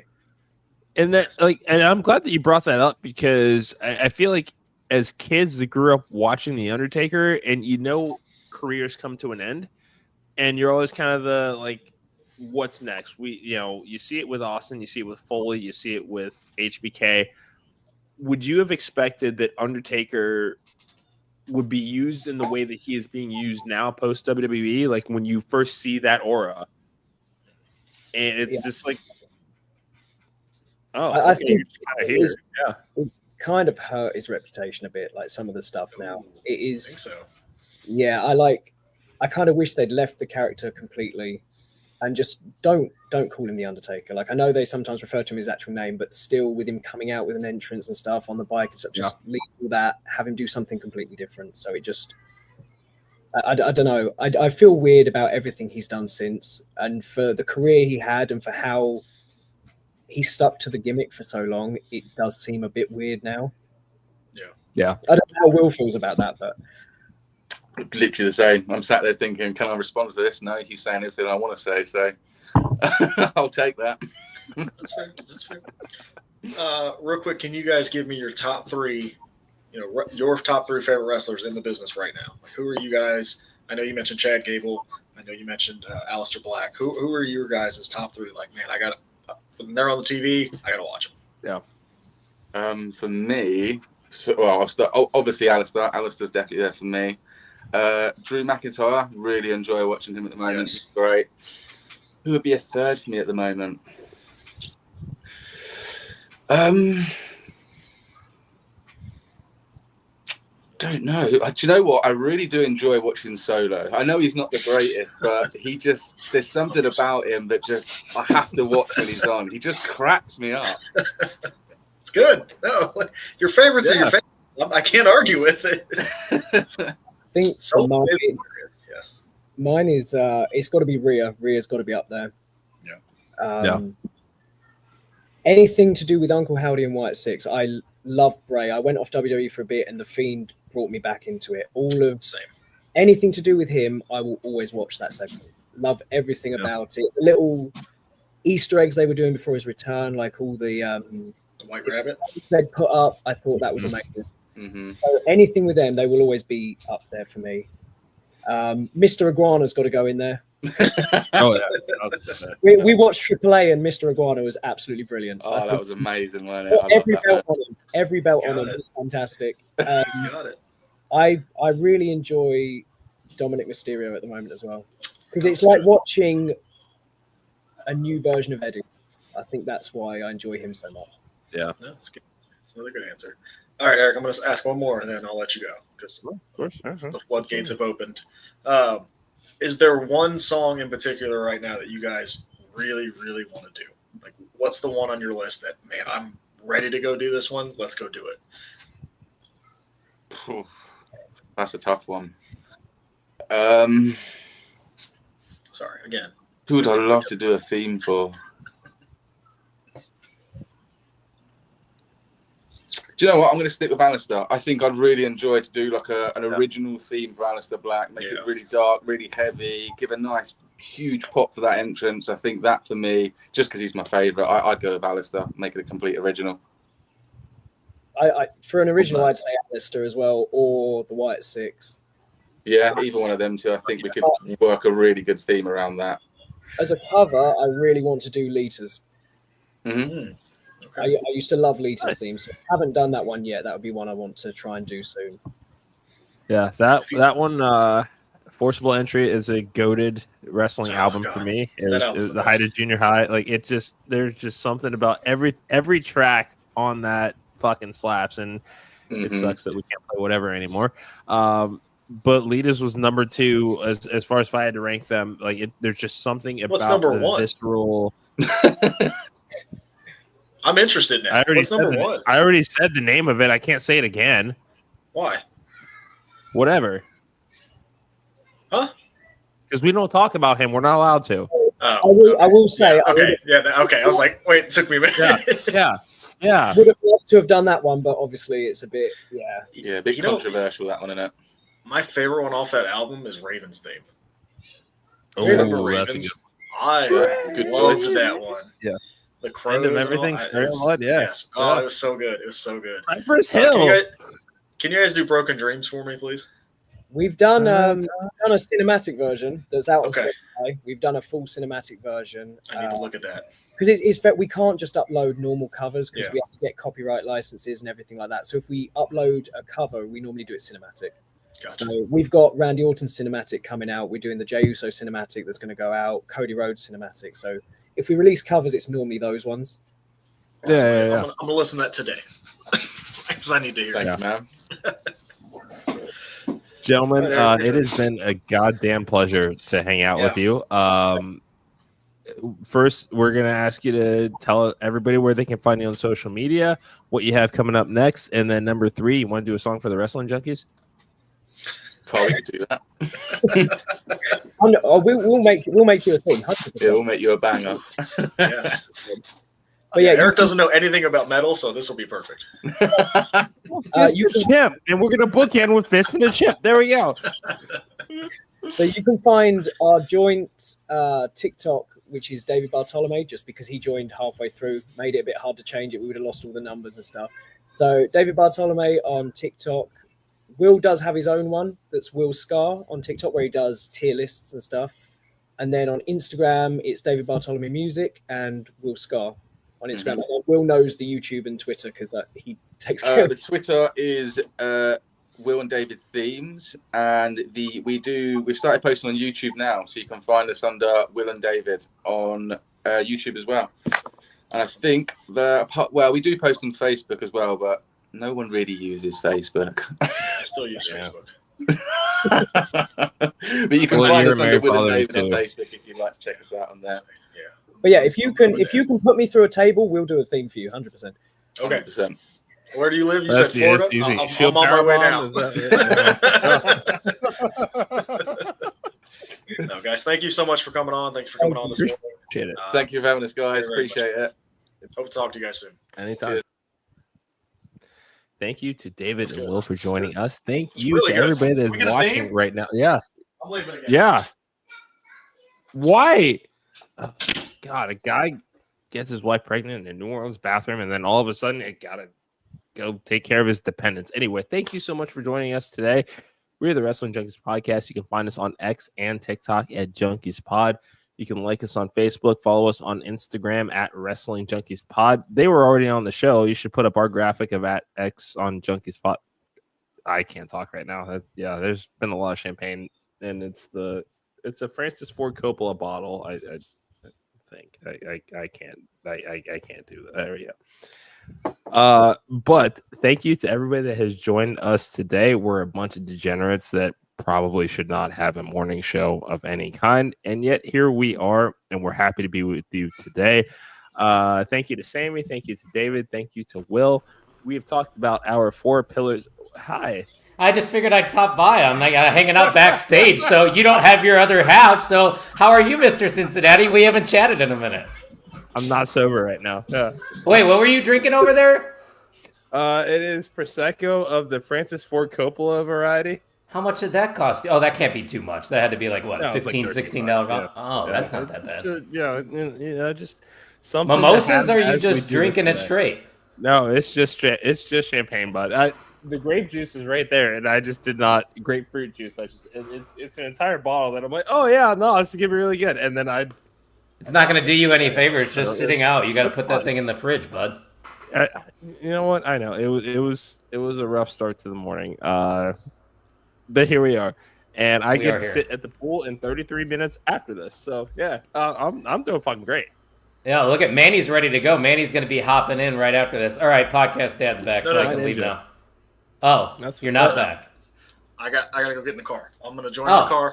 Oh, that's right. Do your thing, brother. Yeah, because he's got a fantasy football draft and he has to do it. Okay, all right. Hey, at least he knows ball. He said he would take Chase if he got the number 1 pick. That's obvious, though. Well, no shit. Yeah. Do you see the TikTok of the dude that did a fantasy draft, took Brian Robinson first overall and thought he was taking Bijan? I was just like, so we talked about that before the draft because we draft in person for my big league, and we were like, so if you put the wrong sticker on, that's your player, right? And we said, yes, you got to pay. Read the paper. Yeah, it's not that hard.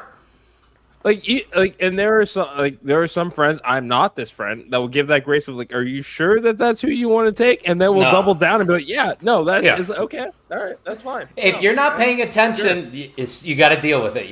That's your fault. Unfortunately, Mr. Tim, I got to ask you. Clash of Paris is tomorrow. Are you excited for this card, dude? Not at all. And I know why is the answer now?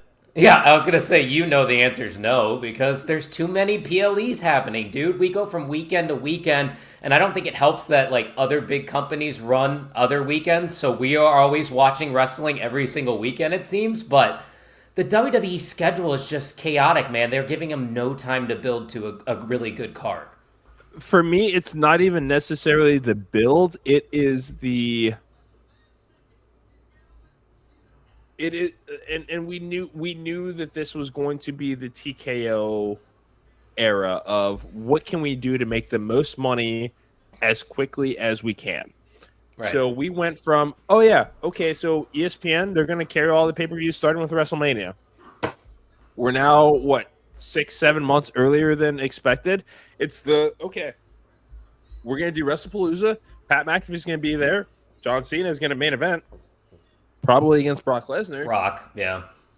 Fuck Peacock is kind of what's being told. So it's like, all right, you guys just don't really give a fuck because you want to save everything for when your new contract kicks in because you have gotten the opportunity to, again, make a boatload of money speeding it up. And I gotta hand this to Nick Khan. I really, really fucking do, of starting the contract sooner than expected and being like, okay, well, we'll give you Cena's last match in return. And I think I would say that is a fair trade-off to be like, you exclusively get Cena's final match to let us out early when it comes to PLEs. We'll produce exclusive content for you. Saturday night's main event once a quarter, and I think NXT is still going to stay on Peacock, so I hope the library does. Yeah, I was going to say, what's the whole situation with the entire library, even for PLEs and such, previous PLEs? Do we know anything about that? I haven't heard. I haven't either, but at this point, they're doing enough on YouTube that really, if you just want to upload a WWE Vault that just streams every day with random shit, like that would be fine for me. It's been a while since I have gone and looked at the archives on Peacock to just pull something out. I'm like, oh, I missed this event and kind of want to watch it. Well, it goes off the point. There's just so much happening now that we are watching all the current wrestling. We don't have time to go back and watch the old wrestling. Exactly. That's probably why. Yeah, and I think that because when you looked at WWE Network launching in 2014, this had never been done before. It was so as far cool. as we're going to put everything that we own out there, and there is that nostalgia factor of wanting to enjoy that. But like you said, there's a whole lot to watch right now. I mean, with us, it's WWE. AEW, at least finding TNA highlights on YouTube. The Indies. IWTV is only $9.99 a month. If you're watching this and are not subscribed to IWTV for $9.99 a month, it's like the Junkies always say. They have merchandise that says support independent wrestling. We're all about all kinds of pro wrestling here at the Main Event Wrestling Network. Yeah, shout out to our friend Jameson Shook, who took the TWE Heavyweight Championship away from Aaron. Fucking wait, let's go. I was going to say, those guys were getting heated on the pod, too. There was a lot of smack talk, so I'm glad he finally got his moment. Well, you know what? Colin's a fucking chooch, and he knows it, and I don't know who's funding Aaron Wade's lifestyle, and it's certainly not the Wrestling Junkies, but it is the Wrestling Junkies. Anyway, the problem is... Here's your other half. What? My other half in a mid-sized SUV. Hey. Do you got the kids with you, too? Oh, you're going to the fantasy draft, right? Yeah. It's better than a minivan, which I will never buy. You say that now. I know that now. That's why I have a 3-row SUV right now. All right, I'm going to let you guys do your thing. Have fun. Thank you. What pick do you have? Huh? What pick do you have? I don't know yet. You find out when I get there. We draw cards. Okay. I finished third last year, so fingers crossed. Oh, so the podcast that isn't perfect. Got it. I'm actually very terrible at fantasy football, so It's good to know. I don't know like good fantasy stuff. You know what I mean? Like I don't know who to draft from the fantasy aspect. I know who are like good players, but I just like fantasy wise, I'm not very good at it. How many titles do you have? I have 0 actually. Really? Yeah. No, I'm sorry. I won 1 in high school. That's the okay. So you have a chip, yeah. I had Peyton Manning the year he threw like 50 with the Broncos. Oh yeah, that was a good year. Yeah, that was a really good year. Yeah. How many titles do I have? I think I had him and like Arian Foster back in the day. God, what a time! Oh man, what the fuck is he? He's I know he's not playing right now, but like you'd think that like some sports network would have picked him up as an analyst. Did you see that Zeke retired? What's that? Did you see Zeke retired? Really? Ezekiel Elliott? Yeah. The hits just keep on coming. He's 30. Oh, man. He was in the NFL for 9 years. It's crazy. No. Oh, he looks good in a crop top. We about to preview Clash. Is that what we're talking about here now? We are. I would also like to point out, yes, you have 1 fantasy football title. I have 3. So passed out on a beach on spring. Oh, yeah. We saw Zilla for 2 super fucking hammer in Cleveland at SummerSlam. I did see that. Yeah. That was These TikToks are fucking hilarious now. But it is time to preview Clash in Paris. I fucking guess. All right. Give me a second here. I'm going to pull up the card podcast. Dad, tell our friends why they should subscribe to the Wrestling Junkies. Because, guys, you're getting fun stuff like today. Where else are you going to, see a lot of fun people doing a lot of fun stuff, doing a half marathon today? I heard we were doing another one, coming up. I have to figure that out because did he say next week we're doing that? Is that what he said? I can't remember. Mr. Doing RTM? what? I thought we were doing another big stream or another main event mixer here coming up. Anyway, but just come follow us. We're having fun. I'm in the car driving. Eric's over here. He's barely awake. He's been drinking. A little bit. Max is still in the bedroom. Max, wake up. It's time to get up, man. It's 11:30. He's awake. But you don't want to know how I know how. I don't want to know how. I know how you know how. But just come join us. We're having a great time. Have you pulled up Have you pulled up the match card? Yeah, I have it here. Have you seen the stage? So we have got the Wyatt Six taking on the Street Profits for the Tag Team Championships. I'm going to turn my camera off because nobody wants to see my ear. But I'm still here. Okay, that's fine. I just got to move the phone closer to my face, and nobody wants to see like the ceiling of my car. So it's fair. Thank you, Fernando. We appreciate that. I guess, and we've said this a bunch of times. Fernando, please DM us on X because we want to send you a fucking t-shirt. Please DM us on X. Wyatt Six, Street Profits, Tag Team Championships. Wyatt's win this, right? I would think so. You know, they just got the titles about a month or so ago, right? If I'm not mistaken. Yes. Yeah, I would think they need to continue this reign. Like the Street Profits also just had the titles. If this were, what did you call them? Mellow, Ms. Mellow or something? Mellow Miz. Yeah. So if Mellow Yellow was in this, I might have think differently. But yeah, you know, let's go with the Wyatt Six. I don't know where I'm at with this group, to be honest with you. Sure. I just don't know where I'm at. The debut was fantastic. That's fair to say. And now they're kind of toiling in the mid card. I don't know what I am with this group currently. It's the group is an homage to Bray for sure, but the overall direction, I think, because there are so many pieces that you can use in different divisions. Like realistically, Gacy and Loomis, I like them in the tag team division. There should be more done with Nikki in the women's division, especially at the United States title picture, because why the fuck is Julia on your main roster and you're not using her? It's baffling. It's baffling. Yeah. Mr. OTM, can you put up Manuel's comment again that is going to piss off the podcast dad? Might have to have you read it to me. What's it say? Is he wearing an Eagles hat? Question mark, exclamation point, question mark, go Giants. He turned the camera on. Yeah, I am wearing an Eagles hat. Go Birds. Giants suck. Can't argue with that. But Manuel, thank you for joining us. Make sure to subscribe to the Wrestling Junkies podcast. Podcast Dad, we're at 517, by the way. Wow. Thank you everybody for joining. Yeah, no, we appreciate it. So Y6, and I'm gonna put this out there. I'm going to be wrong, but I figure from my lips to God's ears. Is this where we see the split of the Street Profits? They did tease that last night, didn't they? They're about viral moments. If it means Montez Ford gets a singles run, I'm all for it.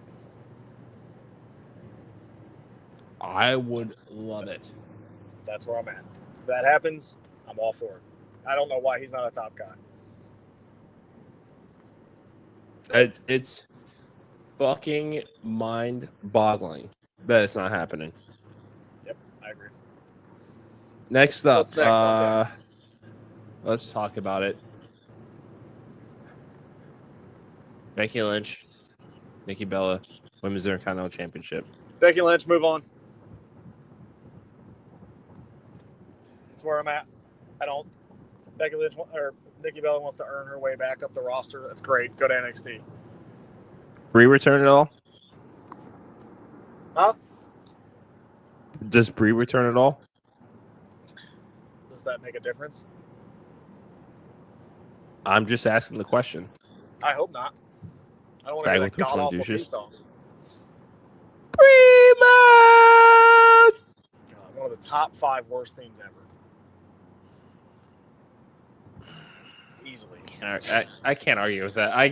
I want to argue with that, but I can't. You can't. It's so bad. No, give me Becky Lynch to retain. You can't put it on Nikki. Like, what are we doing? You can't do that. That's fair. That's fair. Good old fashioned Donnybrook, Sheamus and Rusev, and I'm worried that this is going to end with Sheamus and Rusev teaming up. Oh, that's 100% what's going to happen. You're You upset couldn't have about just that? like even slightly sugarcoated that for me. You're upset about that? I think that'd be a fun team. Hello. That's fine. Yeah. I think It's that fine. could be a fun. I think that could be a fun team. And they need it. Fair. The tag division sucks. They need it. Come on. Turn your camera on and say hi to Mr. Ramsey. Go. Man, he's wearing a Big Trouble Ben Bishop t-shirt. Does he like the birds? Go birds. No, he doesn't fucking. There he is. Oh, look at that. What a great t-shirt. My goodness. Yeah. Looks much better Put on some him. pants on. Fuck you. Just saying. Okay. All I right. don't want to get pulled over.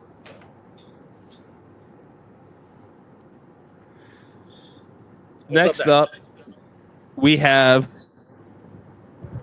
Roman Reigns and Bronson Reed. Okay. And I'm sorry. Yes. yeah, Roman no, Reigns it's and fine. Bronson I Reed. got distracted myself. I mean, give me Roman here. He's gonna have to get through everybody to get to Seth. I think that's the eventual goal. And this is probably where it starts, right? So I'll take Roman in this one, and the match with Braun I think is going to be very fun. I think the match will be good. I think Bronson Reed is super underrated. I like now that he's getting the spotlight that he should be getting because I think he's really, really good. I mean, dude pinned Okada. He beat Okada clean. In Japan. Yeah, so like this is Look at us. It's somebody that you can continue to build on. Yeah, I'll take Roman, but I don't think this hurts Bronson Reed in the slightest. That's fair. Don't mind me. I'm just looking at my handsome boyfriend. We have in the main event. No. We got a couple of main events here. Fatal 4-way match. World Heavyweight Championship. Rollins, CM Punk, Jey Uso, LA Knight. Are you giving any credence to the fact or the rumors that LA Knight might walk out with the world title here? There's no way. I wouldn't say no way. There's definitely no way. They just gave the title to Seth. There's no way. Seth losing the title now doesn't hurt him. He's just going to do something even more fucked to get it back. Yeah, but it doesn't make any sense. If MJF can threaten arson and aggravated assault to get a title shot without executing a contract, since verbiage matters apparently, you think Seth Rollins won't do the same dastardly shit? He can't. He already cashed it in. No, he didn't. Yes, he did. When? Rollins? I was talking MJF in that moment, but I was just saying, you think that he won't find something dastardly to do to get his title back if he loses it? I'm sure he will, but like, what's the point of giving it to LA Knight for a month? Like, just keep it on Rollins. You know what I mean? Like, I don't see a reason to do that. Okay, that's totally fair. Because like long term, what is that? Just kind of a pat on the back for LA Knight. Hey, thanks for doing everything you've done. Here's a month reign with the title. Like, I don't. Mick Foley has 3 of those. That's totally different. I don't think I would compare what Mick Foley did in that era to what LA Knight's doing in this era. His body sure has a lot to say about that. Yeah. So I would think it's a little different. Plus, that was a different era again with title hopping all the time. How many one-day reigns did we have? I mean, I can think of 3 off the top of my head with Kane, Mankind, and Big Show. So Chris Jericho for about an hour and a half. Chris Jericho, like I think Austin had one in there. Like, yeah, that short title reigns were the name of the game. And we've seen it in this current booking that short title games is not the name of the game. So I don't think it makes sense for LA Knight to win. Would it be cool to see LA Knight win? Sure. Does he deserve it? Yeah, he got over like hell organically, and it's been great to see. I don't see Seth Rollins losing this title now, though.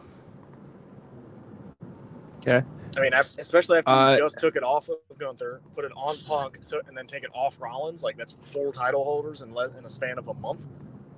It's been a fucking hot potato belt as it is. You don't even like to acknowledge it. What has that? Huh? It's had like 4 title holders. Yeah, well, okay. I'm just saying that you are not a fan of this belt in general. Sorry, it's I don't like the design. Because you call it big gold, and you know for a fact it's not. It's a big gold belt. What is there?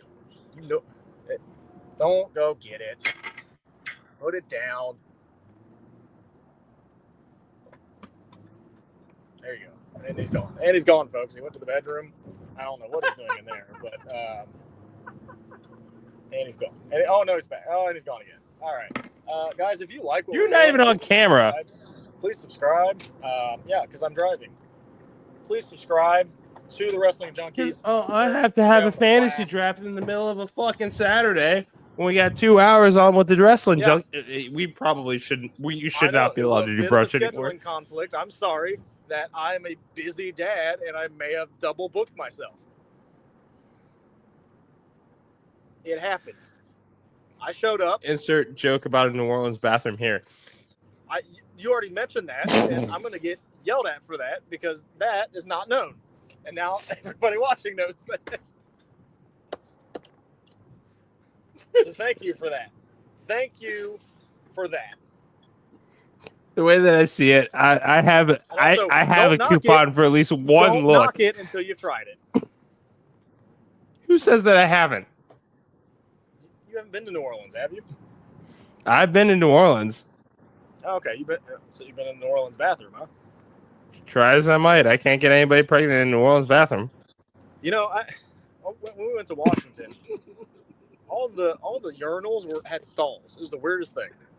I don't know how we got there, but it was just the weirdest thing.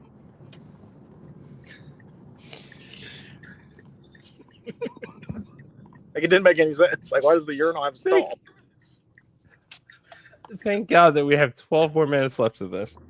I got about 5. You're going to have to finish up. Okay, fine. Let's talk about the main event. John Cena, Logan Paul.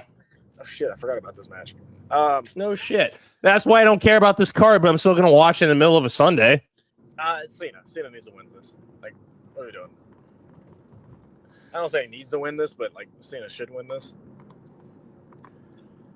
I'm going to go Logan Paul. Oh, my God. You suck. Because of Brock. Ugh. No, you really suck. Hey, babe, apparently I suck.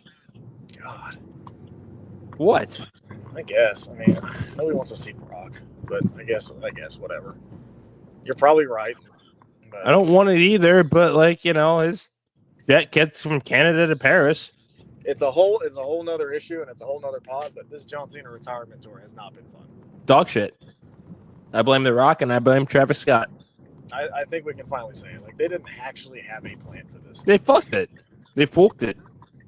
They 100% did. Like, this has been not good. It's been kind of crazy. A little bit. But yeah, no, I think here you're setting up WrestlePalooza, Brock versus Cena in Indy. So I can skip that one. We might do. Actually, no. I was going to tell him we should consider going to WrestlePalooza. However, there's an announcement coming from our friends at Coastal Empire Wrestling by the end of the night that you might want to look at plane tickets to Savannah. Yeah, that'd be fun. But I am going to reserve the right that the last match that I saw Brock Lesnar wrestle was against Cody at SummerSlam, and I was fine with that. Especially because of the fucking the intro package in and of itself with that song, it just fucking worked. It was a perfect ending to Brock's career. No, but SummerSlam Minneapolis is going to be, in their minds, perfect ending to Brock's career. I thought it was WrestleMania. Or is it SummerSlam? Well, SummerSlam is in Minneapolis next year. That's what. Yeah, I was gonna say maybe it was SummerSlam because they took WrestleMania away from Minnesota. So, Manny, we were at the Rumble in Indy. We went to GCW, had a great time. Shout out to Val Pancakes, Zicky Dice, that we got to hang out with there as well. I could be convinced to go back, but there is a match announcement that's coming from our friends at Coastal Empire Wrestling in Savannah, Georgia, that definitely has our attention, and I think that I can say that Bryce can at the very. I can say this: Bryce is going to be returning to the Wrestling Junkies this upcoming Tuesday, and we're going to be talking about the fuckery that he's gotten himself into with that twat waffle, Dax Anthony. Twat waffle. Wow. Yeah, twatopotamus. Is that better? It's aggressive. I like. Thank waffles, you. So don't associate twats. I like waffles too. Stay tuned for that. That's gonna be something. It's gonna be fucking great. Podcast Dad, we have done 2 hours of the Wrestling Junkies podcast on a Saturday, and we don't do it often. I am not sober. You're on your way to a fantasy draft that you're probably gonna fuck up anyway. Probably. I refuse to draft any Bengals. That's okay. Not a mistake. That's a weird flex, but okay. Hello. Love you guys. Go Eagles. Go wrestling. Thanks for joining us. I'll see you guys. I want my Bengal follow back. Good luck, Podcast Dad. You're never going to get it back. See you, buddy. Love you.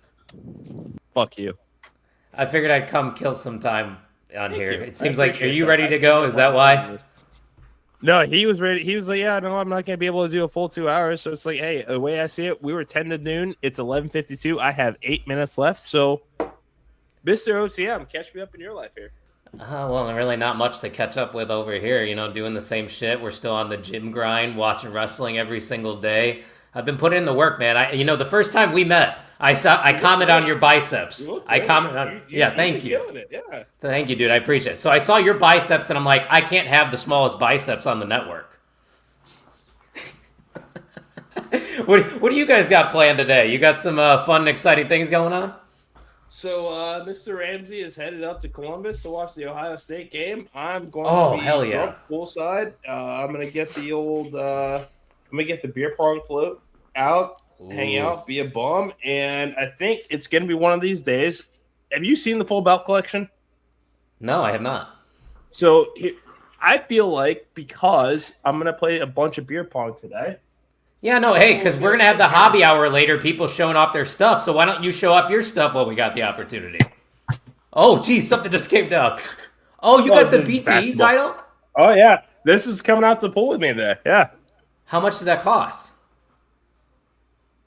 $100 from Pakistani belt maker. Yeah.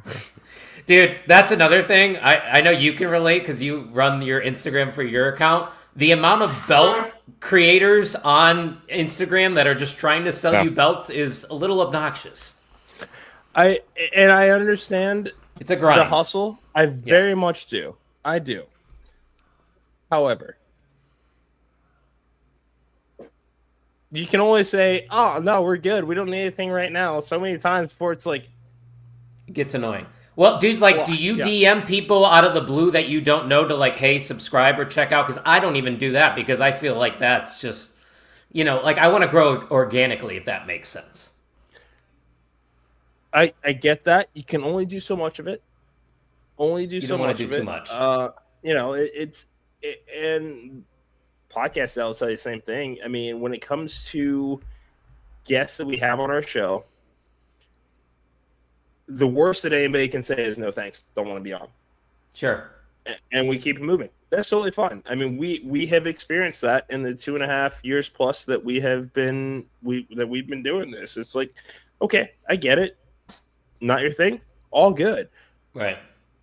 Leave it at that, and that's fine. Appreciate the craft of belt making and what people do. Not everybody in wrestling is automatically wanting a belt of some kind. Well, and also we all don't have expendable incomes to just go out and buy wrestling belts now because going to events costs you an arm and a leg. You're basically paying a mortgage if you're going to go to a PLE, which I'm okay with doing. I don't have kids. I don't have a significant other, but you have a significant other right behind you right now. I'm sure you guys are spending money together, enjoying yourselves as you should. Yeah, it's a fucking blast. Yeah. Yeah. So you're asking a lot from think of families, for example. Do you see families going to WrestleMania anymore? Probably not. Just because the package deal is just going to be too much. But that is where we will chime in and say, support your local independent wrestling promotion. because you have kids.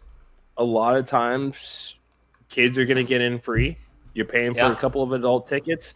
There are a lot of, at least here in Cincinnati, promotions that run here will also let you bring in a cooler of your own snacks and stuff like that if you just want to take the kids out for a night and have them watch some cool shit that'll tire them out. Like, yeah, fucking love that. And support your fucking local independent wrestling promotion, because who you're seeing there, you might see on Monday or Tuesday or Wednesday or Thursday or Friday. And there's like a sense of attachment too when you experience that. I know firsthand going to an indie event and be like, oh, I saw Cora Jade before she was Cora Jade. She was Elena Black running the indies out here. Oh, I saw Darby Allin in my home city. Like, that's crazy to Can we say. talk about Elena Black here for a second? Yeah, sure. We can talk about anything. It's hot take, because she's talking about, she was chiming in, agreeing with Taker as far as I don't understand why people are making TikToks and doing all this shit now. It's like, I find it ironic that, and you know why I find it ironic, that it's you don't want to see other wrestlers using social media to get themselves over. You have decided to stop wrestling for your career to be that. Like, the ultimate social media. Like, it's good business. I'm not knocking it. Probably making more money.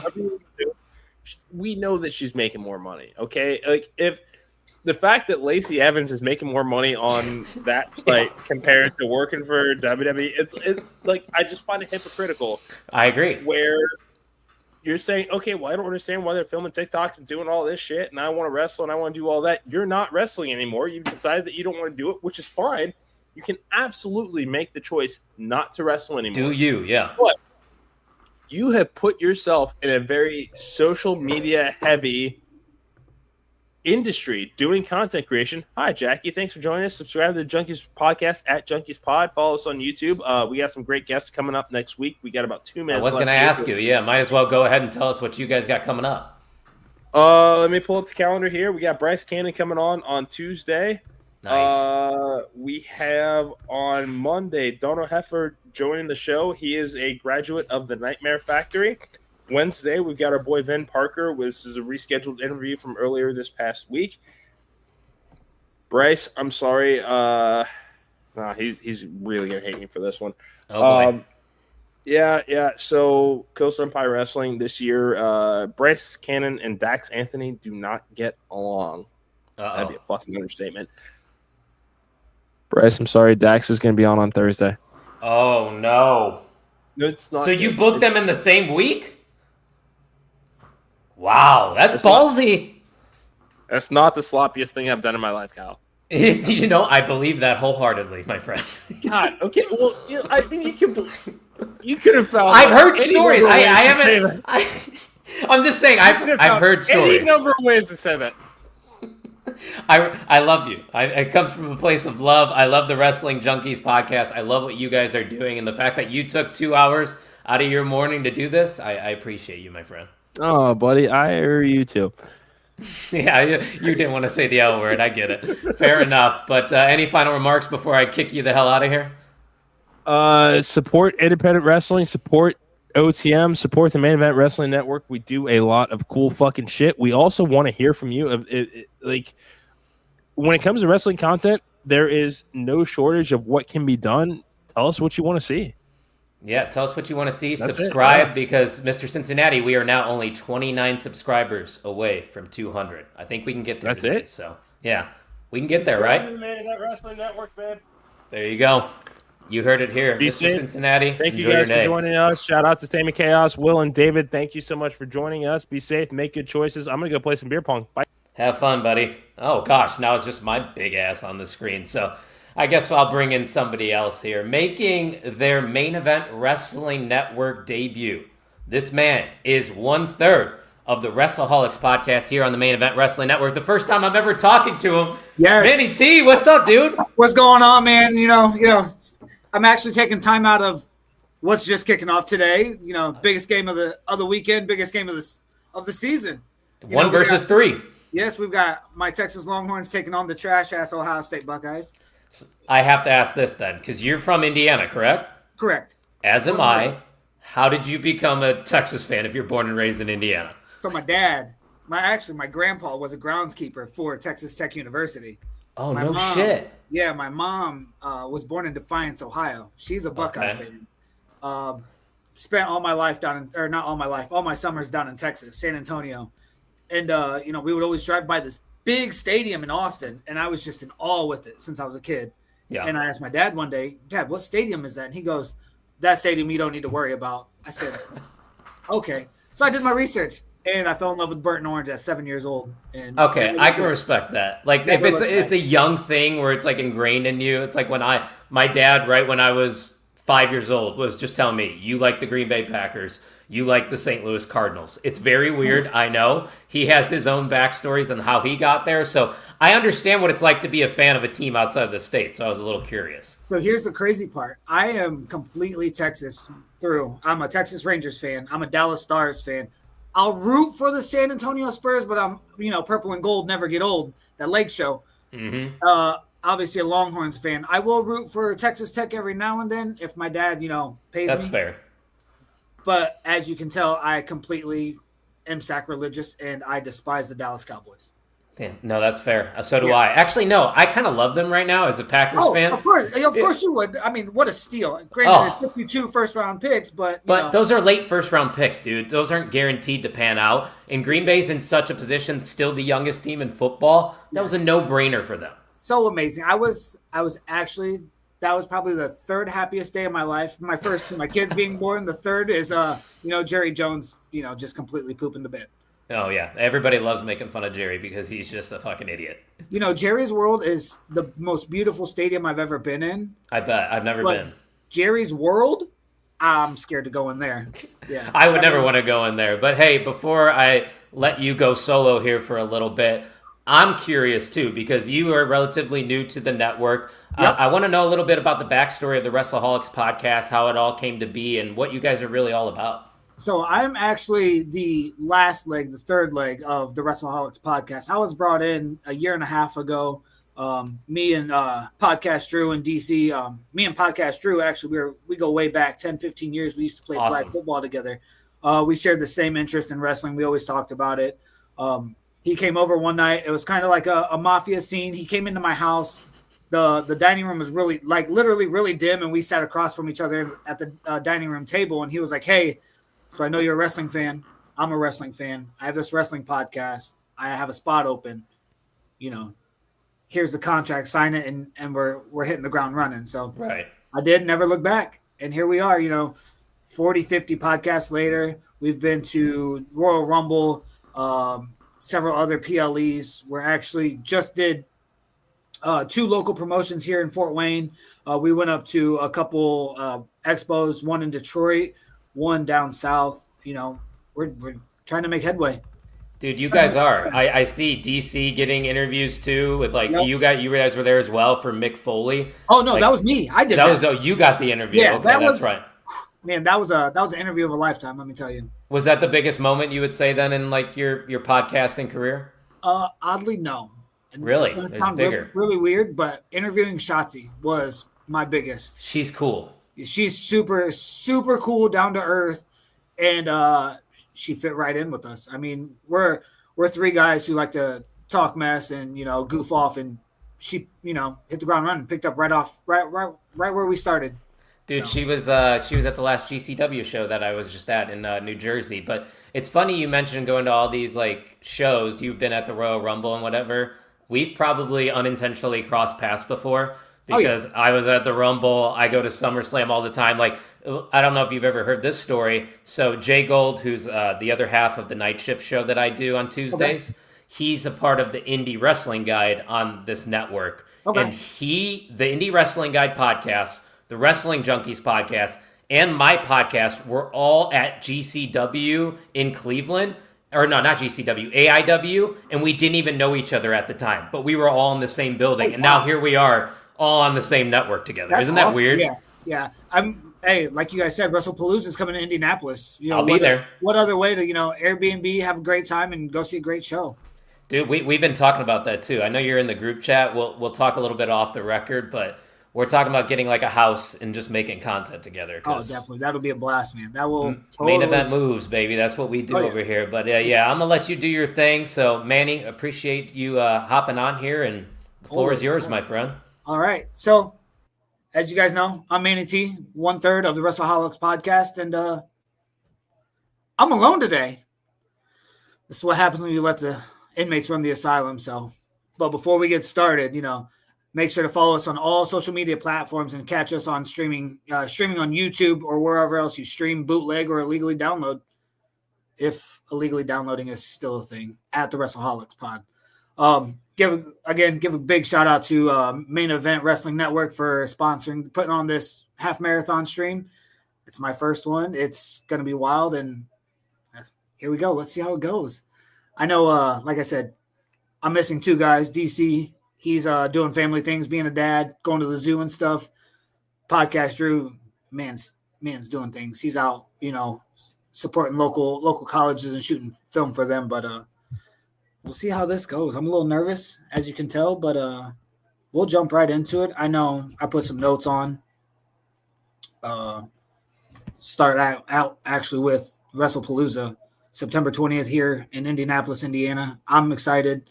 I know the boys are excited. My brother's excited. We're all going to try to head down to the show, check it out. These PLEs are getting wild. They keep adding them. They keep cutting them. They keep changing names. They keep, reformatting them. Like the guys on the Junkie Pod said, it's getting saturated. TKO's taking over. They want to make money as much as possible. But, it's a gift and a curse. You put in a bunch of PLEs, you get a lot of shows in, you get a lot of money in, you get saturated stories. You get stories that don't get to develop quick enough. You get stories that fall flat. Or you get the birth of some of the greatest stories. It's amazing. Some of the stories that we can see come out of small PLEs like WrestlePalooza, Bad Blood, Main Event. We have not gotten tickets yet, but we are looking at getting them real quick. But yeah, like I said, these small PLEs, they can build great stories or they can ruin great stories real quick. I've seen a lot. I'm excited.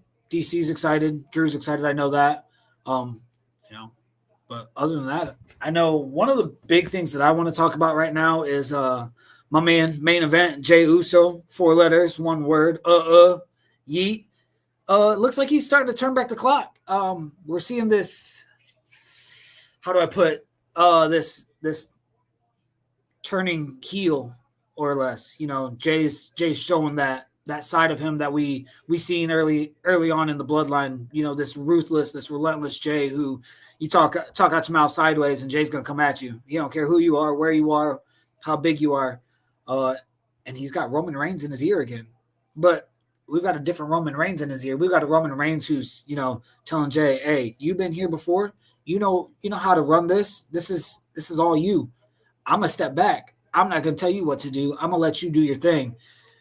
And to be honest, I'm here for it. That was the Jey Uso that I really got intrigued with when he separated from Jimmy, when the Usos separated, and we seen Main Event Jey Uso. We seen him step out on his own. We seen him be this ruthless, just killer. Nasty. Watching him tear people down. People talk sideways about Roman. Jay was at him. He's going to get him, as he says, I'm going to get you. And he got him. And we're seeing that now. Monday night, he came out, assisted LA Knight, assisted CM Punk, saved him. And then what's he do? Jey Uso does what Jey Uso does. Super kick. Dropped him. Stood there.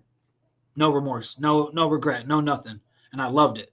I absolutely loved it. It was wild. Jey Uso's title run, short-lived, very short-lived, very, that was one of those, I'm going to be here. I'm going to love it while it's here. I already knew it was going to be a short run.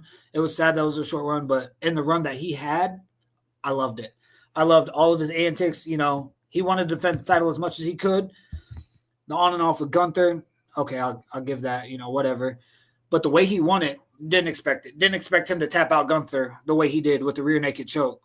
Give me that. And the way Jay, Main Event Championship Jay, had the crowd eating out of the palm of his hand was amazing. I loved it. I want to see what's going to go on with Jay. Seeing him getting another title run, as Adam said, that would be great. Having Roman in his back pocket now though, it's going to be something I'm intrigued to watch. Watching him operate with Roman in his back pocket instead of him in Roman's back pocket and doing all of Roman's dirty work. Roman's working, looks like more as a counsel for Jay, guiding him down the path that Roman was walking down, maybe even creating his own path. So we'll see how that goes. I'm interested with that. We had some action on last night, bloodline related. Sami Zayn taking on Solo Sikoa for the United States title. Great match. Hell of a match. I loved it. And then we have these MFTs that are always, stick their nose places they don't belong. We get Big Jim showing up, and we get Jacob Fatu, who, side note, I love Jimmy. I love Jay. I love putting Jacob Fatu. If you guys watch any of the house shows, you see them eating. You see them, celebrating together. I want to see those three together. I think those three will be an amazing, amazing faction, amazing trio, however you want to put it. And then you got Roman, bring Sammy back. Tama Tonga comes back. Maybe we get these MFTs. I don't even call them the Bloodline anymore. It's not the Bloodline 2.0. It's Solo and his MFTs versus the Bloodline and Jacob Fatu. But back to Sami Zayn and Solo's match. It was a great match. The way it ended, Sammy holding the title, standing over Solo. Beautiful. Beautiful match. I loved it. I loved it all. Like I said, I really don't have much, but I do want to talk about Jacob Fatu and the Usos. I do think those two and Jacob Fatu would they'll do a lot. I think that they're an amazing trio. I think they could definitely take it to the MFTs, Tala Tonga, Tongaloa, JC Mateo, which I still think that name is so weird. I can't grasp that name, but and then bring Roman in. You don't do those four: Roman, the Usos, and Fatu versus the MFTs and Solo. I think I'm not even gonna listen to that because I already know who's talking about Solo trying to go for undisputed title. I think Solo's, he's gonna mid card it for a while before they push him. He's great. He's great on the mic. He's funny. But since Solo came to the main roster, we ain't seen Solo do nothing by himself. He's had the Bloodline behind him. He's had the MFTs behind him. He's always had someone pushing him. So, or someone watching his back. I don't think Solo's done anything yet by himself. So let's see what he does with that. Adam, you posed a good question. Can Fatu and Roman get along together? Proof is in the pudding. Well, we can only wait and see what happens. I think they can. I'm a big advocate for Roman Reigns, our tribal chief, the only tribal chief. I think he could, put his pride aside and welcome Jacob in and watch Jacob and Roman just tear people apart. I think those two as a tag team would be great. Granted, Roman doesn't need a tag team partner to carry anyone. Roman don't need anyone to carry him. But seeing those two together would be wild. I would like to see them, one-on-one, with other people. It'd be great. But other than that, what's going on in the wrestling world today, I think it's a landscape that's changing with TK taking over. And, we're going to get prices that are going up, prices that are going down. PLE is getting added, taken away. So we'll see how that goes. We'll see what more it can do.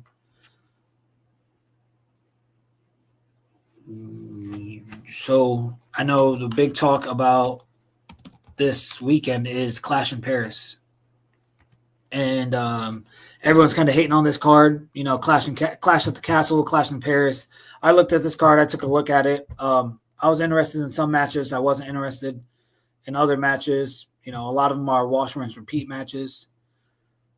We'll see what happens, though. I know this card's kind of just a throw-together card. We've got a couple matches. We've got Becky Lynch. I'm not really into Brie Bella, but whatever. Hold on one second.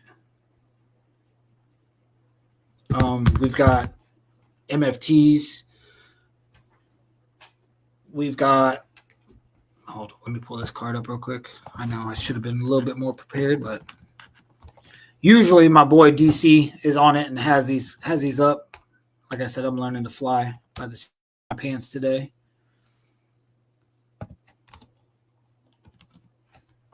We'll get this going though.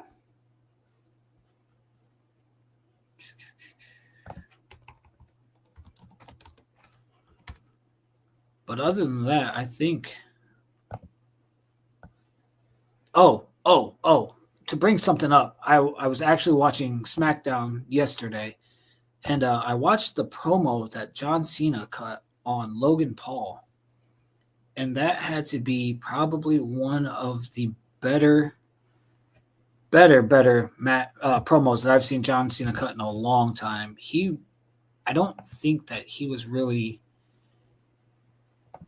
wanting to play nice with Logan Paul, and it was amazing. We got to see the old John Cena. We got to see him. Exactly. We got to see John Cena on the mic, like raw, uncut. And some of the stuff he was saying, calling him a faker, calling him a poser, saying he doesn't respect the wrestling, and they've given him opportunity after opportunity after opportunity. And to see Logan Paul, I don't know if he expected John Cena to go off on him like that. But to see his reaction to John Cena in real time and watch him just kind of like be in awe, like, oh, this is how it's done.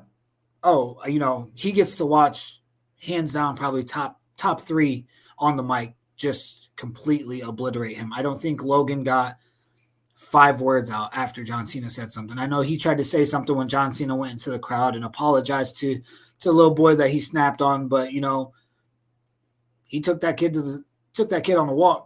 Put him on his leash, walked him around, paraded him around, said, hey, this is how it's done, son. I'm gonna show you. I'm gonna tear you apart. I'm gonna rip you limb from limb. I'm gonna use every tool I have in my tool bag. He even went back to it started to sound like John was spitting bars at Logan Paul at one point in time. And it was amazing. I couldn't get over what he was saying and how he was saying it, and his delivery and his delivery was just knocking out Logan Paul.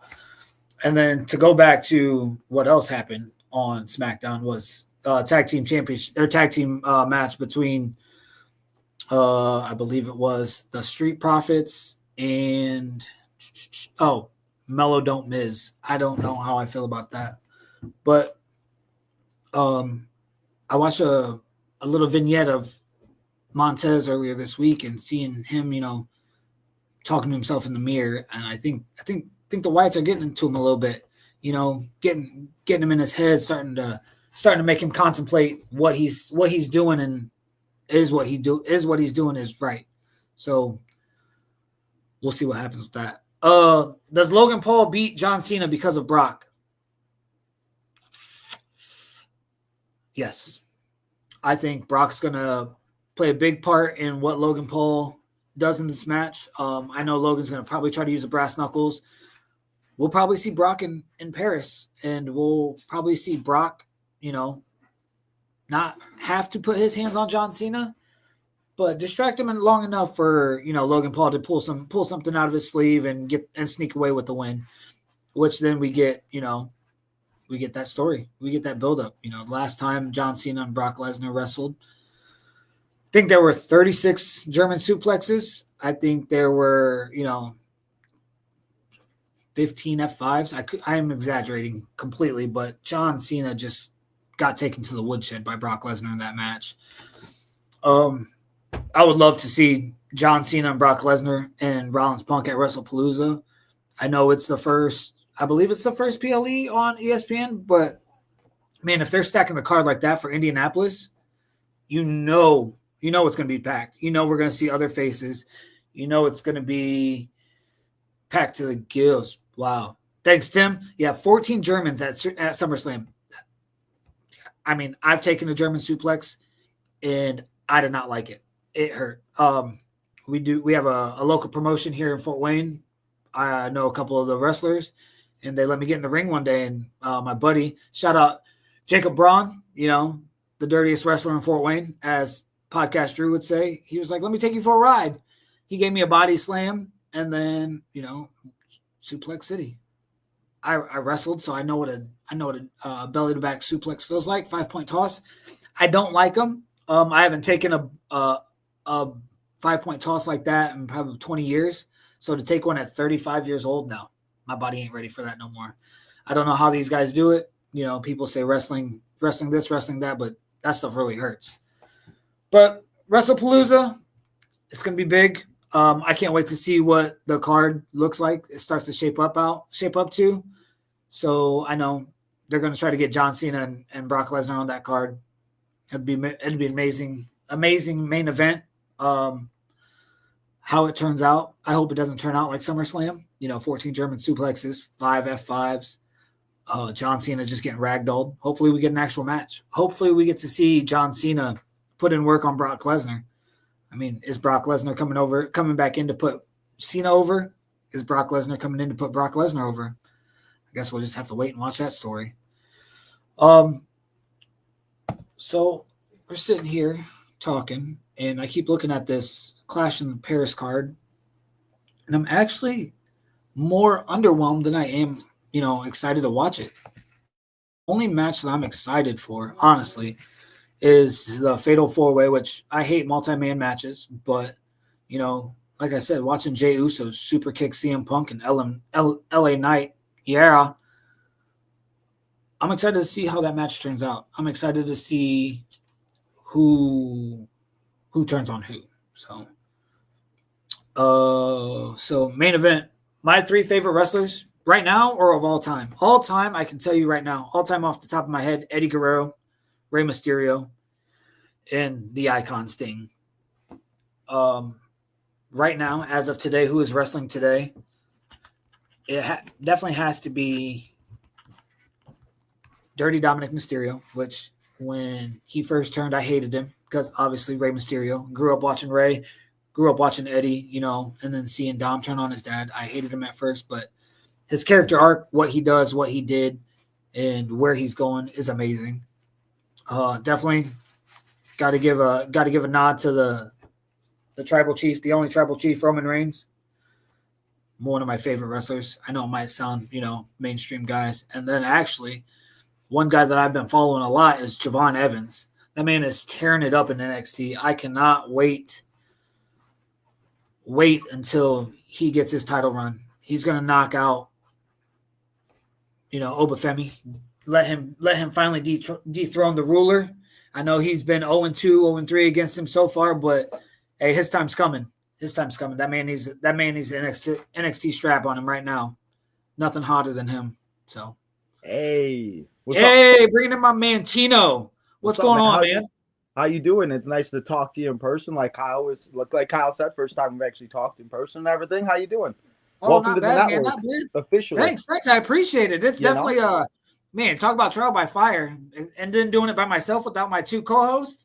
And yes, I said my 2 co-hosts because they always call me the voice. So the voice of the voiceless, Yes. I do a lot of shows alone, man, and I love having guests on because it just makes it's easier to bounce off of each other and this and that. Sometimes doing it alone, it's like, and especially because I do the watch alongs, and there's times where I'm live for Raw and SmackDown and there's nobody in the chat. I'm like, what do you guys want to talk about? I'm like, and I watch baseball on the side, football, whatever's on because I got like 3 TVs in my room because I'm a psychopath, but there's times where, but yeah, so I figured I'd come and join you a little earlier. I know I wasn't supposed to be here till. Oh man, I greatly appreciate it because I felt at one point in time I was stumbling through all this. So, running to the top. We all do it. We all get through it. Just it happens. Heck yeah. I've learned as I've done more episodes, it just gets easier and easier. And there's times where I still have anxiety where I'm going live for like Raw and SmackDown. I've done it like 100+ times now. And it's still times I'm like, I'm scared. And I'm like, why? I'm like, I've done this before. I'm like, I've done it 1,000,000 times. It's just, so. Hey, you know what? First one on the mini marathon, what better way to start? So. Yeah, there you go, And heck yeah, man. But so I got a question for you. What got you into wrestling? So I actually started watching wrestling back in, like, my cousins always watched it, and my dad had one of those, like, cheater boxes back in the day where you'd get all the pay-per-views, UFCs, all of the boxing fights. We'd have parties all the time. And so my cousins were watching them, and I don't know why, but as of recent, I've been having a lot of memories of watching it with them around like WrestleMania, like 19. But I always remember starting in 2005, and I always talk about it, where like the first time I ever really truly remember was Batista and John Cena at the Royal Rumble 2005 when they had their spot where they both fell out of the ring. They at the same time at my house at the time, I had a friend over and we had a bunk bed, and so we tried recreated it as it was going on. And it was just one of those things I always remember. So I always say like 2005, and that's how I started. And it was just one of those things in my family. It's funny now, though, because I'm now the only one that watches it in my family when they all used to. And my dad was like Big Rock, Austin. My cousins were like Hardy Boys, Dudleys, and now it's just me. Oh, yeah, that's definitely how I am. Me and my cousins, we started at a young age like you. Our dads had the cheater boxes. They would illegally, like I always love to say, they illegally watched all the pay-per-views and stuff. But as kids growing up, we had a trampoline. So me being the smallest one, I thought I could do all the aerial tricks. So I was doing all the swanton bombs, all the 450 splashes on my cousins and stuff like that. Goodness. Jumping off the banisters, thinking I was Sting and stuff. Yeah, that's great. Those are the memories. It's so funny too. You say that too, because my cousin, I had a pool in the backyard. Our house we had pool, a hot tub, we had a game room, we had like our arcade outside, we had horseshoes, we had a bunch of stuff, and our pool was close enough to the roof. My cousin thought it would be a great idea to go on top of the roof, grab his skateboard, and do a front flip into the pool. But he ended up doing a swanton bomb, and he ended up breaking like a leg and everything. I was just like, oh my god. But later, all of a sudden, I was like 6 years old, and he's driving his skateboard on the roof, trying to get to the pool. I'm like, what is going on? Like, we've done a couple of those. I'm not gonna lie. I've definitely hit a couple backflips off of the roof into the pool. You know, risking my life a little bit. High risk, high reward. My ass is the one that would bounce off and like miss it by like an inch. I had a trampoline also, and we ended up having to get one of those covers because I bounced off of it. And I bounced off of it wrong, and I bounced my head off of the metal part, and I had to call the hospital. And yes, I got speared off of a trampoline. Ooh. My cousin, you know, he was a big Goldberg fan, and he's like, "Let me just try this move on you." I was like, "No, I know how this is gonna end." He's like, "Come on, just let me try it on you."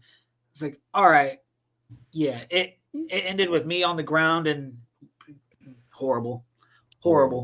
Man, never again will I let someone main event said, wait till you see the backyard wrestling, man. Listen, let's go in the backyard. Let's start fighting. I got a backyard that's empty, so we can get going. And weren't you guys just talking about how you both live in Indiana? There you go, Kyle. Head your way over.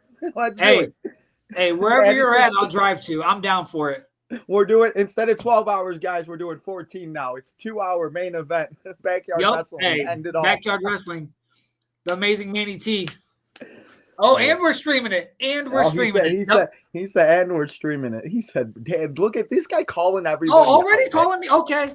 Damn. Hey, we'll upload it onto the Patreon and make a little money out of it too. So you go. I mean, you got every dollar counts. I'll dust off the wrestling shoes real quick.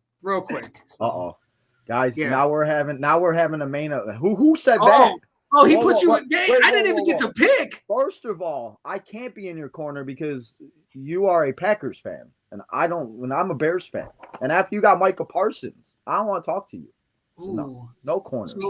So I'm gonna hurt your feelings a little more. My son is a Vikings fan. Oh, well, see, I can handle the Vikings a little bit more, but like I just can't. Aaron Rodgers and the Packers have caused me too much trauma, and I think they got us a Super Bowl. Yeah, I know. Gotta love it. Hey, you can't spell elite without Eli, so just remember that. You can't spell elite without Eli. Yeah, that's true. Man, Eli, those times, Eli Manning in that time was great. Yeah. And now I got another. I'm having nightmares. I have a friend, J-Dog, that comes into my chat all the time, and he literally is texting me. He goes, Micah. Like it's freaking Chucky or Beetlejuice. Bro, leave me alone. Oh, look. I know. Hey. I remember when the Bears got Khalil Mack. I know how excited these Packers fans are. But I also remember how the Bears went after they got Khalil Mack. They had one good year, and then it all went downhill. But we'll see what happens. Yeah. I don't know about you. I know you guys are talking about college football, but football starts in 6-5 days. So excited. Hey, the Fox schedule just got released for us, we get the Giants Commanders at 1. Hey, that works. So that's a bonus. Yeah, and I'm I do excited for fantasy that. football too. So that's one of the things too. It kind of helps me as a fan because I have other people to root for, and we are. I don't know if you knew, Manny, but we're doing a main event fantasy football league. Are you a part of it? No, I am not. Where did I miss the sign I up don't for know. that? I don't know, but Main Event Network. Yeah, if we have an extra, I think we might need one more guy still. So Man, I was gonna say I must not have been in the break room that day. I guess not. I guess he did. I guess he. Because I asked him. I was, So we look. Yeah, I've got one tomorrow at 4:00. We're doing a little 10-man league. Draft is. Yeah, I don't know. Yeah. See, we do need one more. There you go. Ta-da! Okay. Kyle, look at that. Got us the last person. All right. I'm down. Yeah. Hey, send me the link. I will be in there. Yeah, I mean, hey, I do a fantasy league with my uncle and my cousin. It's a 12-man auction league on this MFL website. I don't know if you've ever heard of it. Yep. It's like, they need to like upgrade it or something because the commissioner will not change anything, and it's like 1980. It took us 6 hours to draft on Wednesday night. We started at 6:48. We didn't end till like 11 something. And I'm like, this is ridiculous. And I'm just like, but we use the Sleeper app. Have you ever used that one? Yeah, so I do a league on I have a league on Sleeper, ESPN, Yahoo, and then the MFL. Okay. That's why being a Bears fan isn't the greatest, but fantasy football helps a lot because it gives me something else to root for and everything. Like, it was funny too because I always talk smack about the Packers and everything, but the one year I did very well, and I've always done very good because I take it as serious. It's like you're playing for money; you got to do what you got to do. But I had Aaron Rodgers and Jordy Nelson, and I talk about how much I hate the Packers all the time. Well, that was the year they went bonkers, and they had that Randy Moss, Tom Brady type season, and I ended up winning. So this year, I got Jordan Love and freaking I got the tight end as the backup. So what is it? Kraft, I think. So we'll see what happens. But I have to now sadly root for Jordan Love. Let's see how it goes. So Main Event wants to know who are our 4 men and women pillars of the WWE? Pillars or favorites? Because I guess those could be 2 favorite, 2 pillars. Like. Yeah.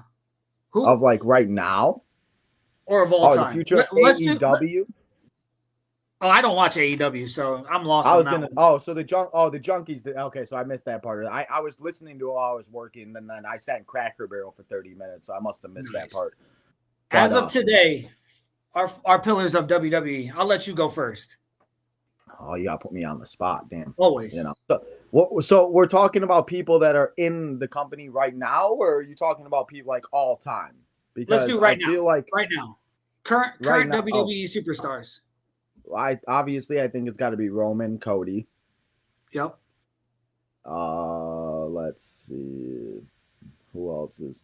I don't want to say like John or anybody because they're not like full time. I feel like it should be like the people that are actually here like full time because like you guys were talking a little bit about Jay and everything too. Like Jay could be a part of that because I feel like Jay is like the Jeff Hardy of like back in the day. Yep. See, Oba. And if I'm gonna take one person from NXT, I'd probably take Oba, or even I know you were talking about him, Javon Evans, which I think he's gonna be. I mean, he can't even drink yet. He's 20, or he just turned 21 years old. You leave that man alone. Crazy. He is making waves at 20, 21 years old. Yeah. So to be a little different, those would be my 4. Yeah, mine would definitely be. So the way I break it down, it would be obviously we got Cody and Roman, QB1, and the guy who put the company on his back and ascended it to new heights. And then you've got the locker room presence in Randy Orton. Yeah. That would be my 3. And then if I had to take one from NXT, it would actually be Trick Williams. Because what